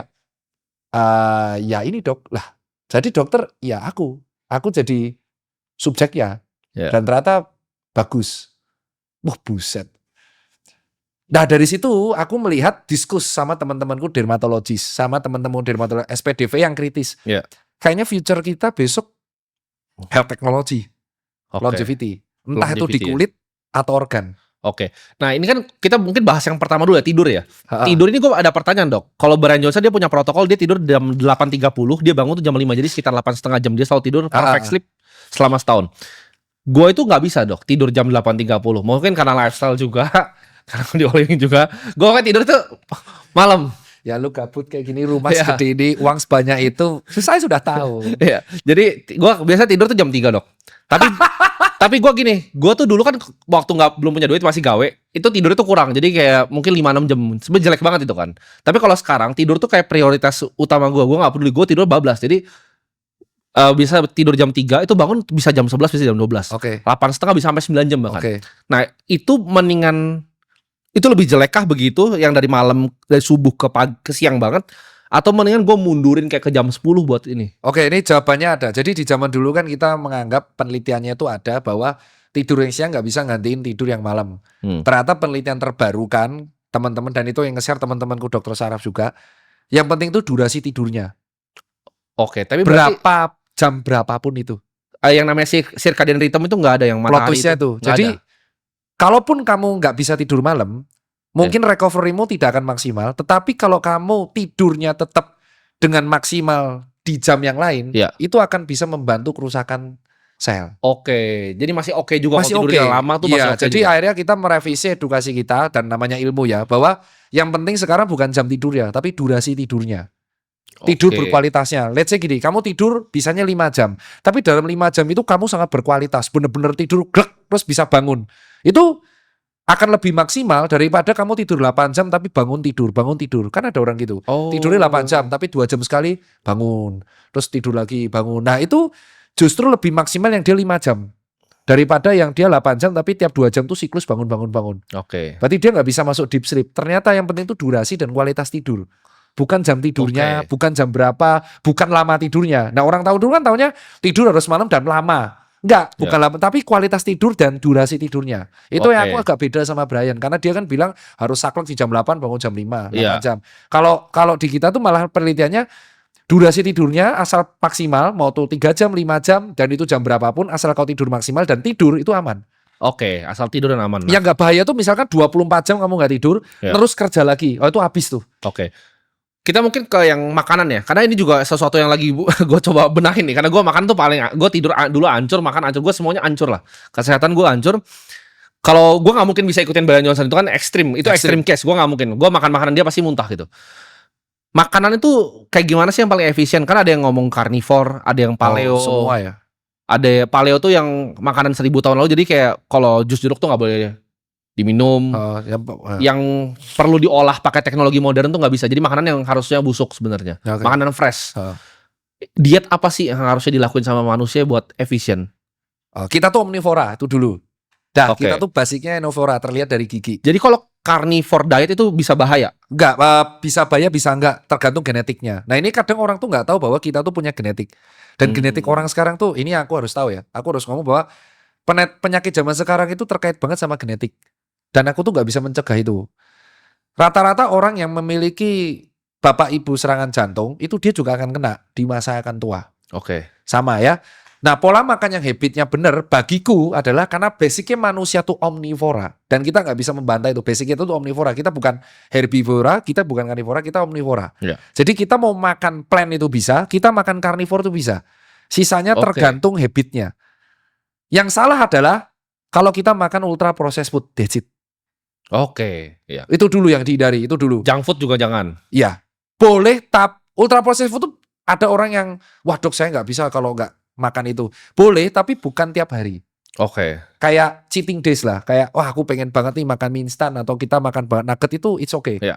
Itu yang pertama. Kita basic omnivora. Jadi kamu mau makan vegetarian, kamu mau makan carnivore itu sebenarnya nggak ada yang salah. Ya. Karena kita basic omnivora. Jadi kita bisa makan plant based atau hewani based. Itu yang pertama. Yang kedua adalah minimalisir ultra processed food. Ini yang sebenarnya membahayakan Amerika Serikat. Ya. Sangat bahaya di sana tuh, Obesitas karena malah di sana iya semua. karena mereka tuh di sana habitnya pagi burger, siang fast food, sore Iya. nugget, dah gitu terus tiap hari. Iya. Yang nomor 3 itu kontrol gula sama garam.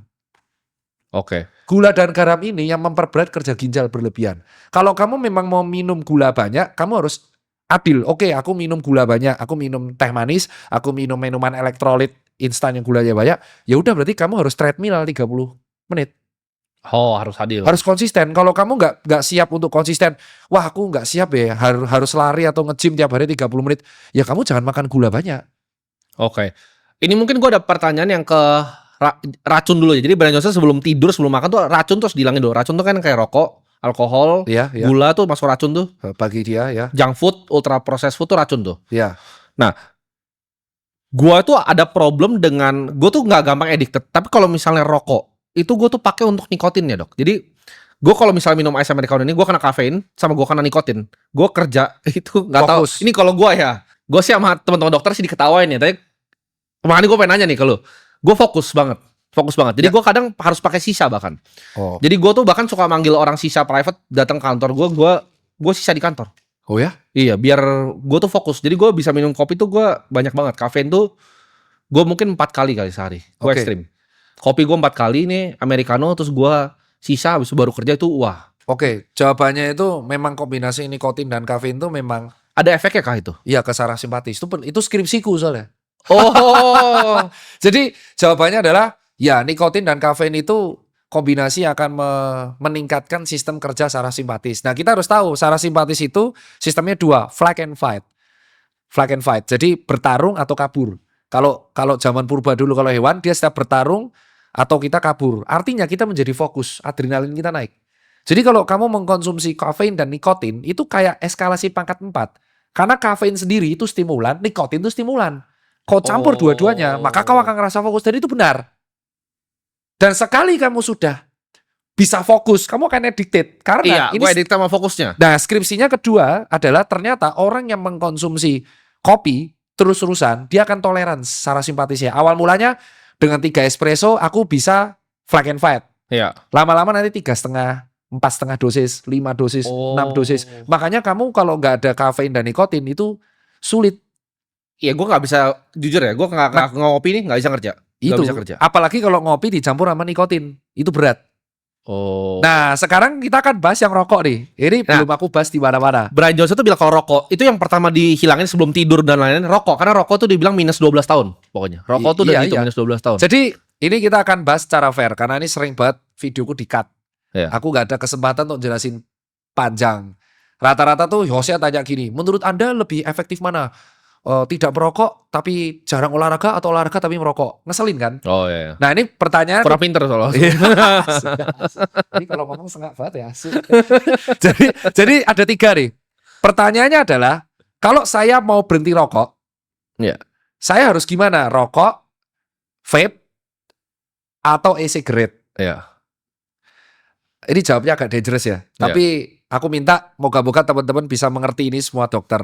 Orang pecandu rokok, dia tuh addicted.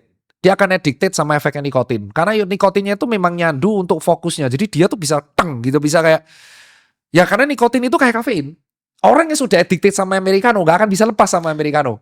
That's it. Ini boleh gue tanya lagi ya di tengah-tengah ini, karena ini menurut gue ada yang gue penasaran banget. Rokok tuh rasanya buat gue bukan cuma nikotin, tapi pernafasannya. Gue dapet tuh di pernafasannya. Ini bener atau nggak tahu atau gue doang perasaan. Ini perasaan gue tapi.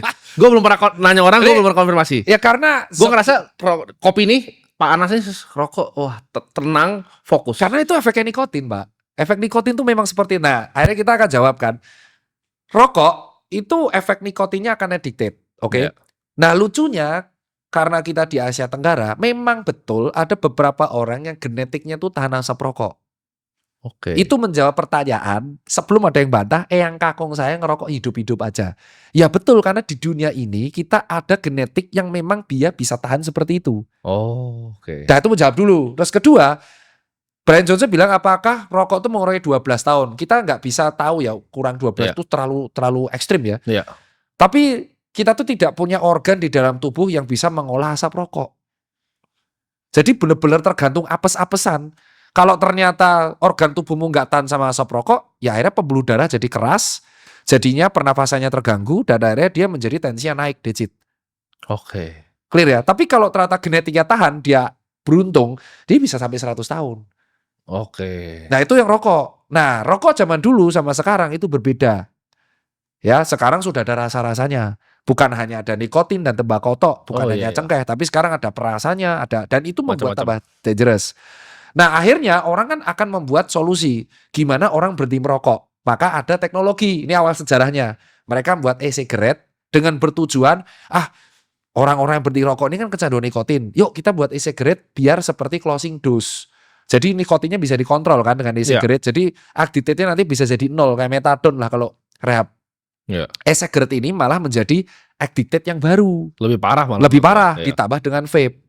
Nah yang lucu adalah kenapa kok tiga-tiganya berbahaya? Karena penelitian selama 50 tahun terakhir itu baru meneliti soal rokok. Kita tuh belum tahu endingnya e-cigarette sama vape nih kayak Baru apa. kan soalnya. Iya, makanya baru viral sekarang. Karena Oke. setidaknya kalau aku sebagai dokter, kalau kamu ngerokok, aku udah tahu endingnya mau kemana nih. Kalau nggak bronkitis kronik, Oh iya. pasti Karena penyakit. itu baru banget kan. Itu bahkan belum 20 tahun kan. Iya, dua-duanya. makanya kan aku bilang, kalau ada orang ngerokok, aku selalu bilang, kalau kamu ngerokok, setidaknya aku tahu endingmu akan kemana. Kalau nggak bronkitis kronis, pasti akan ada penyempitan pembuluh darah di jantung atau tensinya naik. Tapi kalau nge-vape sama e-cigarette, jujur, aku nggak tahu nih bahayanya kemana. Iya. Tapi yang jelas, tubuh manusia itu tidak memiliki sistem respon untuk mengolah uap dan asap. Iya. Makanya kalaupun dia nggak ngerokok, tapi dia tinggal nih di wilayah polusi industri, dia penyakitnya sama kayak rokok. Oke. Ini menjawab karena saya nggak ngerokok tapi kena CA paru. Ya mungkin berarti daerahmu polutan. Ya. Nah tipsnya gimana dok biar berhenti rokok? Nah karena rokok ini addicted, yang bisa mencegah addicted itu kembali masing-masing. Nggak bisa tuh dokter bilang, Timothy ini rokok berbahaya, berhenti ngerokok. Tak jamin, itu berarti taruhan potong telinga, dia tidak akan berhenti rokok. Kamu nggak akan berhenti rokok. Ya. Yang bisa membuat orang berhenti rokok tuh niat dari saya. Aku tuh 17 tahun ngerokok. Makanya aku bisa bacot kayak gini. Tapi sekarang berhenti total. 2 tahun aku berhenti total. Aku baru dari 2000. Ada sekali-sekali nggak kayak lagi Nggak, pengen banget gitu. Nggak bisa. Udah nggak bisa. Jadi aku tuh ngerokok dari SMP kelas 2. Oke. Sama-sama. Gue juga dari SMP. Parah aku. Dan aku tuh rokoknya tuh aku sebut merek itu Gudang Garam Merah. Kretek coy. Dan ganti ke Gudang Garam Internasional. Garpit. Ya. Di Indonesia. Dan itu baru berhenti 2022 gara-gara aku mau ikut maraton. VO2 aku check up. Check upku hancur. Jelek banget medical check up-nya. Wah hancur banget. Dan aku di situ bingung. Padahal aku udah lari, aku udah sepeda kok medical check up-ku hancur. Akhirnya aku stop rokok dan tersisa sampai sekarang. Jadi aku tuh kalau lari di atas 15 kilo, heart rate-ku tiba-tiba naik. Gak bisa kayak orang-orang normal. Nah itu yang membuat akhirnya efek rokoknya ketinggalan. Tapi aku bisa berhenti karena niat itu. Wah medical check up-ku hancur. Dari situ aku bisa mengambil kesimpulan. Aku tanya teman-temanku yang juga berhenti merokok. Mereka berhenti merokok tuh bukan karena desakan orang lain. Mereka berhenti ya karena pengen berhenti. Ya. Jadi selama kamu gak pengen berhenti nih tim, ya kamu gak akan berhenti. Kamu nggak akan berguna tuh dengerin ceramah Tirta, ceramah dokter jantung, nggak akan. Dan dokter yang merokok itu, aku bisa ngomong, itu juga ada dan banyak. Oh banyak. Kalau dokter merokok pasti banyak. Banyak. Jadi dokter-dokter jantung yang kesel di medsos itu sebenarnya bisa jadi kesel sama temannya juga. Makanya dia ngelampiasin di medsos. Jadi maafkan kalau teman-temanku dokter jantung tuh kadang marah-marah soal perokok, karena mungkin sejawatnya juga ada yang rokok. Jadi orang berhenti ngerokok tuh karena kesadaran masing-masing. Dan kamu ngerokok masih putih kan? Iya. Ada yang sana masih kretek. Ya itu. Nah tapi kalau dijawab. Tapi itu preferensi kan? Preferensi. Ada bahaya di mana e-cigarette atau vape? Aku masih jawab, aku nggak tahu sejauh apa bahayanya mereka berdua. Karena kalau yang gue tahu dari e-cigarette ya, teman gue yang misalnya e-cigarette itu mereka lebih banyak dari ngerokok sih. Karena kayak gini, kadang main ke rumah orang nih. Kalau e-cigarette sekarang udah dibakar nih pas ini. Iya benar. Oh iya benar ya. Mereka lagi berak dibakar. Benar. Tapi kalau rokok kan harus keluar dulu kan. Iya kan ada yang boleh kan. Kalau misalnya di rumah gue sih ya ngerokok silakan gitu. Iya. Tapi kalau misalnya mereka ke rumah orang lain kan nggak bisa ngerokok kan mereka. Iya betul. Tapi kalau e-cigarette banyak boleh. Makanya aku nggak bisa jawab konspirasi atau apapun. Tapi kalau rokok, dokter tuh tahu bahayanya ke arah mana. Dah 2, kalau nggak bronkitis pasti jantung. Karena itu sudah ada datanya banyak. Oke. Dan kita kan, tapi kalau e-cigarette sama vape, aku tuh nggak tahu nih arahnya kemana. Oke. Tapi kalau emang sampai tua ngerokok dan ada itu mungkin karena genetiknya lebih Iya, tahan. itu aku jawab. Karena memang kita harus tahu bahwa Indonesia itu adalah negara yang genetiknya aneh-aneh. Iya. Dan usianya bisa ratusan tahun, ya mungkin kamu punya genetik yang bisa tahan sama asap. Oke. Dan ada orang yang genetiknya lemah juga. Jadi Iya. nggak bisa aku bantah, memang ada genetik unggul yang memang bisa tahan. Oke. Dan kamu maklumi aja kalau teman-temanku sejawat ada yang saklek banget sama perokok, ya mungkin karena itu biasanya cerminan karena di sekitarnya ada yang seperti itu. Oke. Nah ini gue pengen bahas tentang olahraga. Karena kita udah bahas tidur tadi, makan sama olahraga nih. Ya itu kan sayap suci buat Ya. event lari. Nah olahraga ini gue punya problem. Kalau ini pribadi gue ini, makanya gue pengen tanya sama dokternya langsung nih. Gue itu kalau olahraga, gue kalau melakukan sesuatu yang repetitif dan boring, gue tuh otak gue nggak kuat. Contohnya seperti lari, seperti dulu zaman gue basket kan emang harus latihan lari kan, 5 kilo lah di sini kan gue muter. Terus nge-gym itu gue nggak kuat tuh. Jadi gue yang menurut gue hal yang olahraga yang bodoh menurut gue yang kayak cuman repetitif, gue tuh nggak bisa. Tapi kalau lu suruh gue main basket, gue suka. Karena kayak ada lawannya. Tapi basket di sekarang gue udah gak punya temen kayak banyak kayak dulu lagi kan. Jadi gak mungkin bisa kayak rutin basket tiap hari Jumat atau Rabu gak bisa. Jadi gue tuh basically gue bingung nih olahraga apa yang harus dilakukan atau paksa aja. Tenis. Oh itu raket gue kurang suka juga tuh raket. Nah, ini mirip sama beberapa case orang sih. Ya tapi aku tanya, Sayap Suci kemarin buat event lari sukses kan? Sukses. Ya Mereka anak-anaknya gila-gila lari, mereka mah gila-gila lari. Ya emang, makanya kan jadi gini, yang kamu suka itu namanya sport.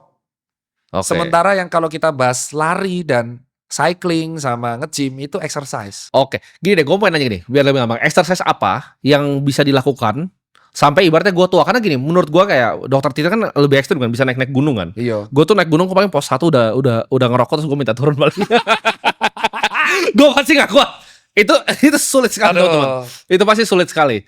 Kalau lu kan bisa sampai begitu kan. Maksudnya apakah itu sustainable dok untuk lu sampai kayak umur 50 begitu? Sustain bisa. Dan sampai 60 gitu. Misal lu mau tetap exercise sampai 60? Iya. Masih tetap naik gunung kah? Masih. Lutut masih kuat kah semua? Masih. Bisa itu? Masih bisa. Karena gini Tim, kamu kan aku memaklumi kamu nggak suka sport. Karena aku akan bicara fakta, di usiamu dulu aku lagi suka cari uang. Iya. Dan aku tuh benci melakukan hal produktif, bener. Jadi aku cuma nge-gym tuh dulu member 2 bulan, 3 bulan dan selesai. Menurutku kenapa kamu lagi bosen? Ya karena kamu belum fasenya untuk merasakan hal itu. Semua yang seumuran lu bilangnya gitu. Lu tunggu aja lu. Ya, tapi tapi kalau kamu pengen mencoba hal yang asik Iya. buat dirimu, aku justru menyarankan hal paling unik. Kamu tuh menurutku yang cocok sama kamu tuh yoga, bro. Yoga.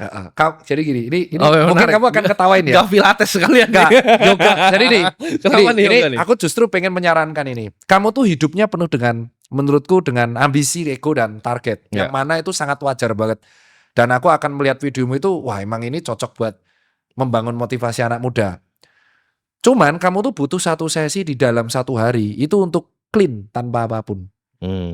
Dan yoga itu adalah salah satu olahraga yang kelihatannya orang ringan, tapi itu berat banget. Berat banget. Dan itu gerakannya banyak banget. Dan kamu bisa melakukan itu di mana aja, karena kamu punya privilege uang, kamu tinggal ngundang instruktur, datang ke sini, beres. Dan kamu akan tanya, yoga itu bisa kemana-mana. Nyambung ke calisthenics bisa, nyambung ke gym bisa. Tapi kalau kamu yoga itu kayaknya kamu akan hidup lebih damai. Kalau kamu bisa yoga, yaitu diam diri olahraga seperti itu, kamu akan bisa olahraga apapun. Oh, ya bagus sih. Karena gue kalau cooling down itu di bar situ tuh minum tuh ambil ngerokok.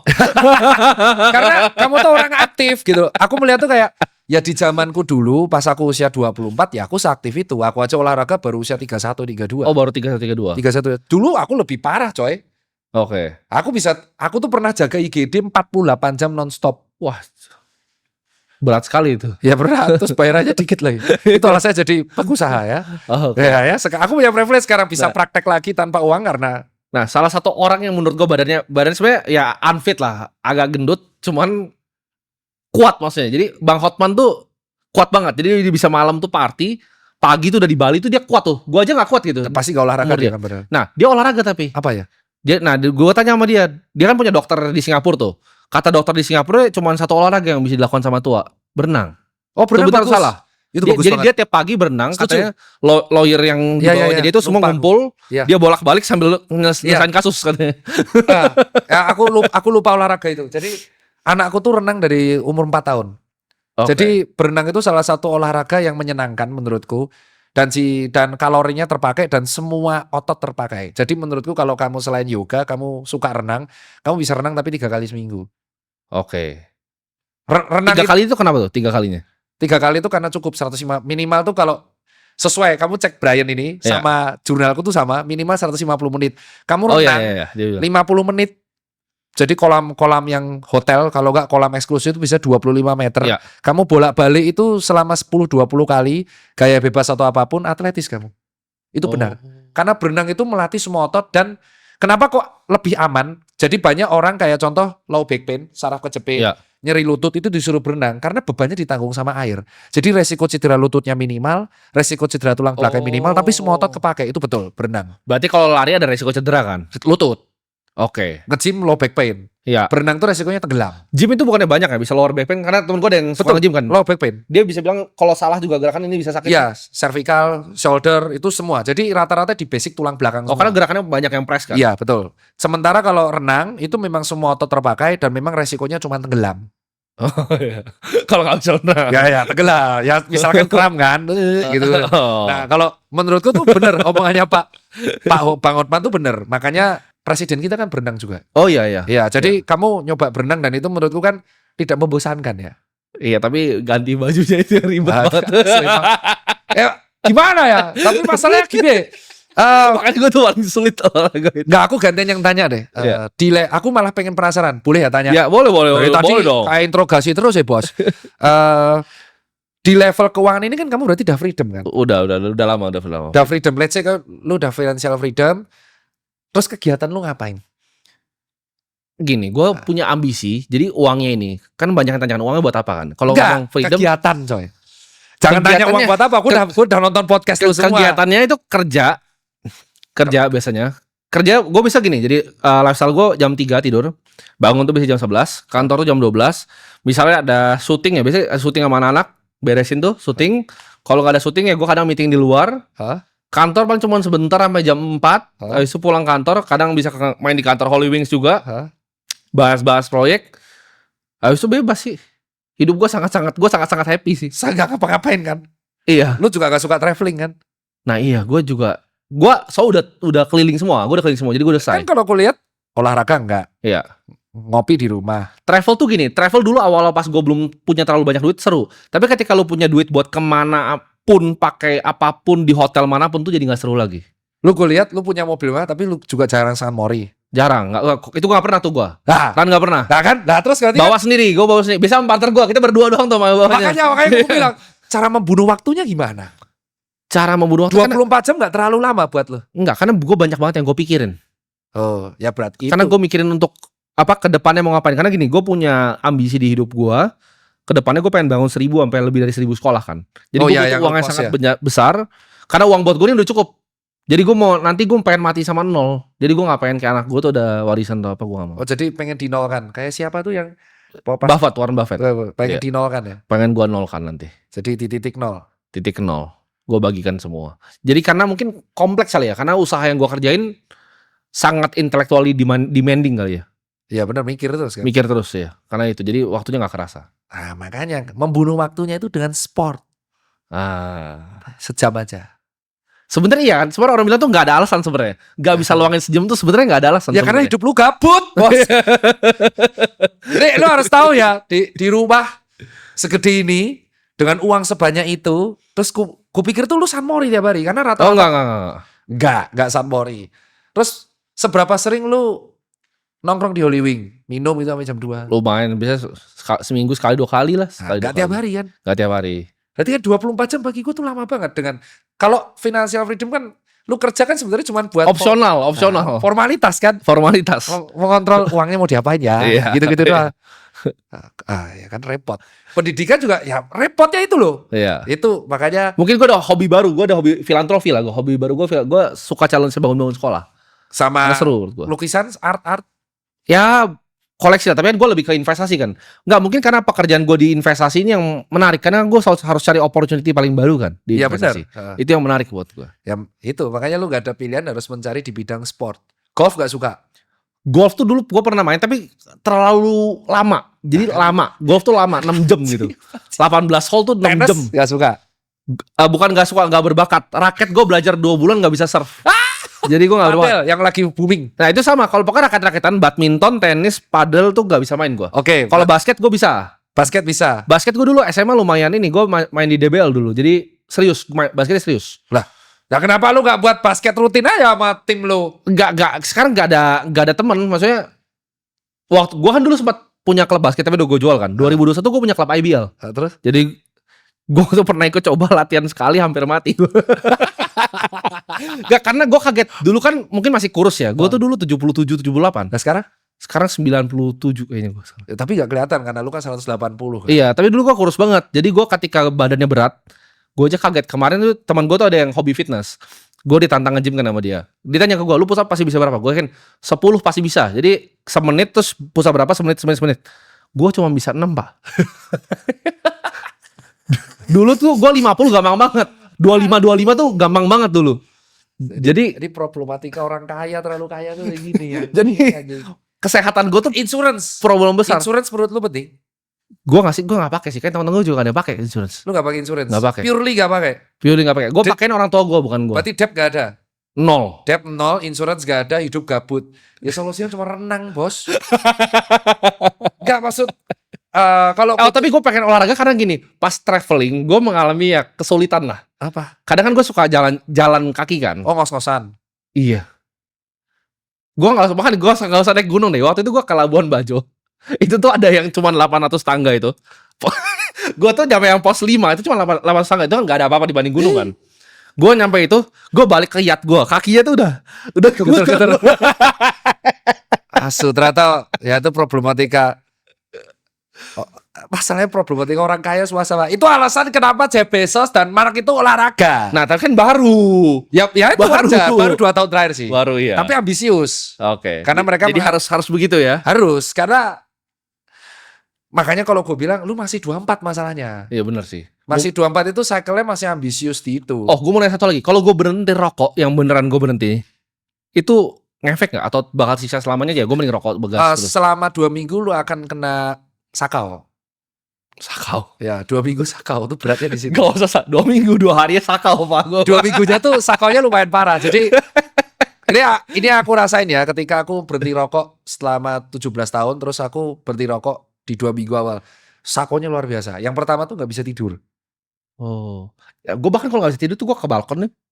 Jadi bayangin nggak bisa tidur. Wah, kacau tuh. Itu hari pertama tuh nggak. Ini beneran terjadi. Ini aku rasa berhenti rokok tuh medical check up dan VO2 max-nya rendah banget. Terus heart rate-nya normal, tetapi gampang capek gitu ya. Jadi aku nggak bisa set panjang, bisanya powerful, remuk nih. Hari pertama tuh sakau, jadi nggak bisa tidur karena bergetar kayak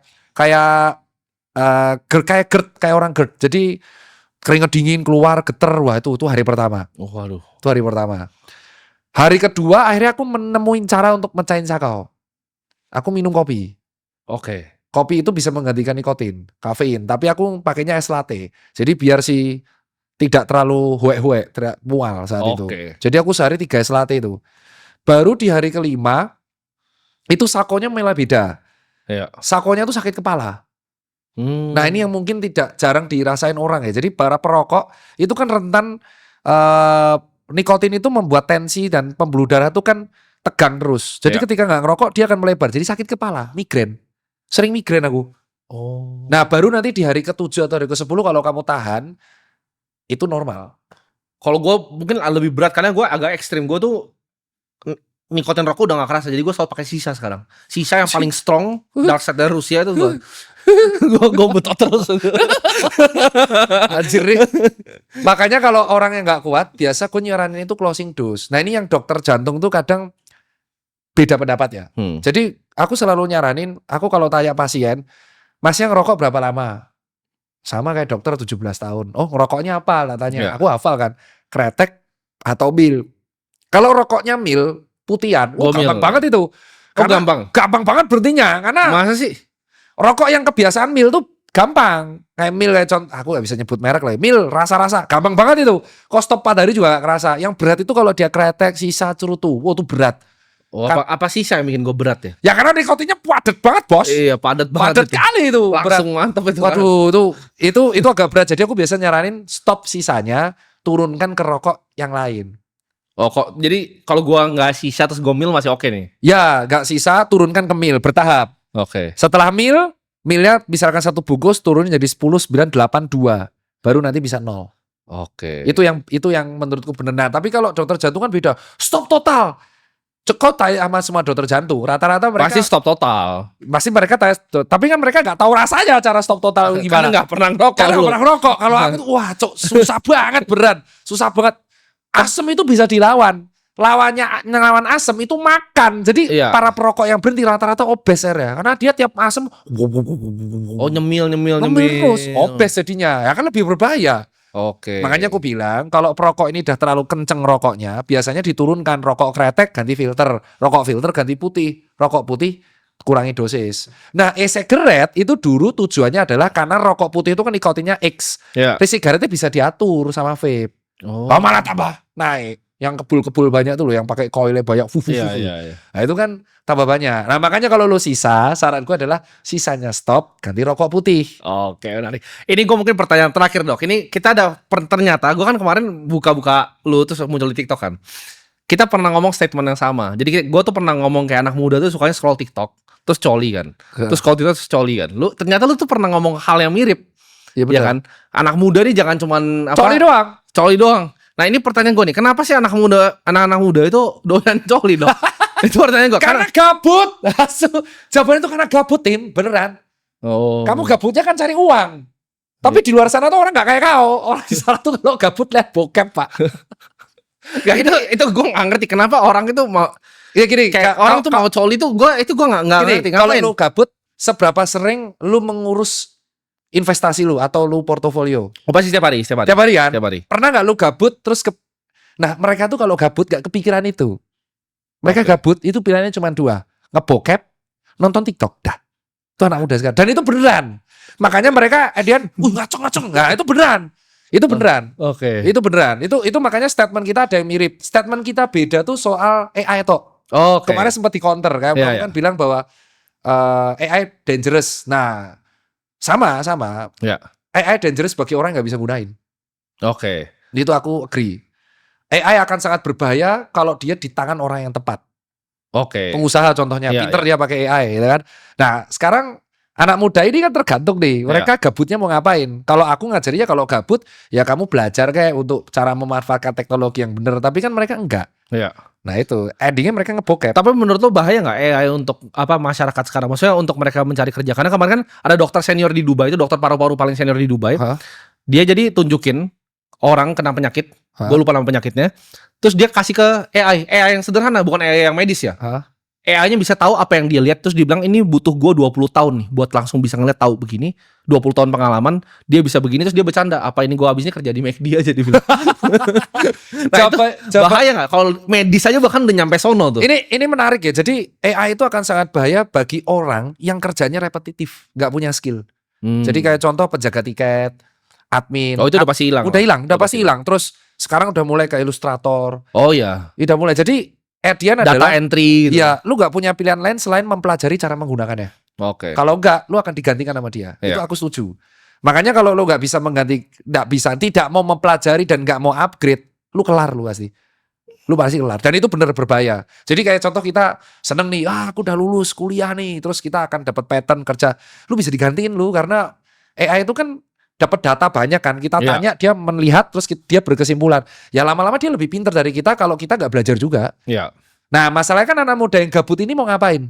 Tadi coli kan. Nah itu makanya kan ya gimana ya, aku melihat itu pas pengusaha, teman-temanku yang pengusaha ini sekarang mereka menggunakan tim terkenal namanya tim efisien. Gue nggak ngerti, lu pernah edukasi kayaknya pernah. Jadi sekarang tuh pengusaha menggunakan tim efisien, timnya tuh cuma 5 apa 6, Oh iya. tapi toolsnya baik banget AI-nya. Iya. Dan mereka tuh sudah mulai lay off beberapa orang. Ya ini bisa digantiin.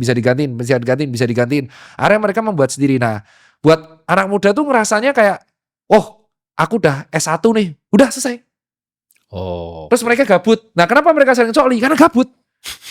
Karena gabut, Tim. Karena yang cari uang ngoyo tuh umur 24 ya. Kamu cari uang dari umur berapa? 19 kan? 15. Asu. 15 kok jualan dari Kaskus tuh gua. Jadi gua dapat transisi dari Kaskus ke Tokopedia waktu itu. Ya, Gua riding tuh. aku Kaskus, OLX, Tokopedia. Iya, gua nggak sampai OLX tapi langsung ke Tokopedia waktu itu. Beda. Nah, jadi kayak anak muda itu yang di luar sana tuh kalau gabut nggak berpikir soal uang, kayak cukup aja lah. Tapi itu apa jeleknya oke? Untuk anak muda yang suka coli itu jeleknya apa tuh? Ya dia nggak bisa konsentrasi. Oke. Itu fatal. Jadi kalau mau konsentrasi harus coli dulu. Hah? Itu beneran ada dan real. Jadi ada beberapa tren anak muda itu yang kalau mau konsentrasi, kayak mau nggarap tugas di under pressure tuh coli dulu. Wah, kacau ini negara ini. Beneran, aku gak bohong. Jadi makanya dia bilang coli ini sudah menjadi sebuah over kalau namanya nymphomania. Jadi dia itu gak bisa melakukan aktivitas yang under pressure kalau gak coli dulu. Itu yang pertama. Jadi akhirnya ketika dia melihat pasangannya yang beneran, dia gak bisa ngaceng. Oh. Kalau gak ngebokep dulu. Itu bisa begitu ya? Wah, bukan bisa. Ada banyak case kayak gitu. Jadi dia berfantasi baru Pasangannya bisa kurang ngewek mantep sama pasangan. Enggak.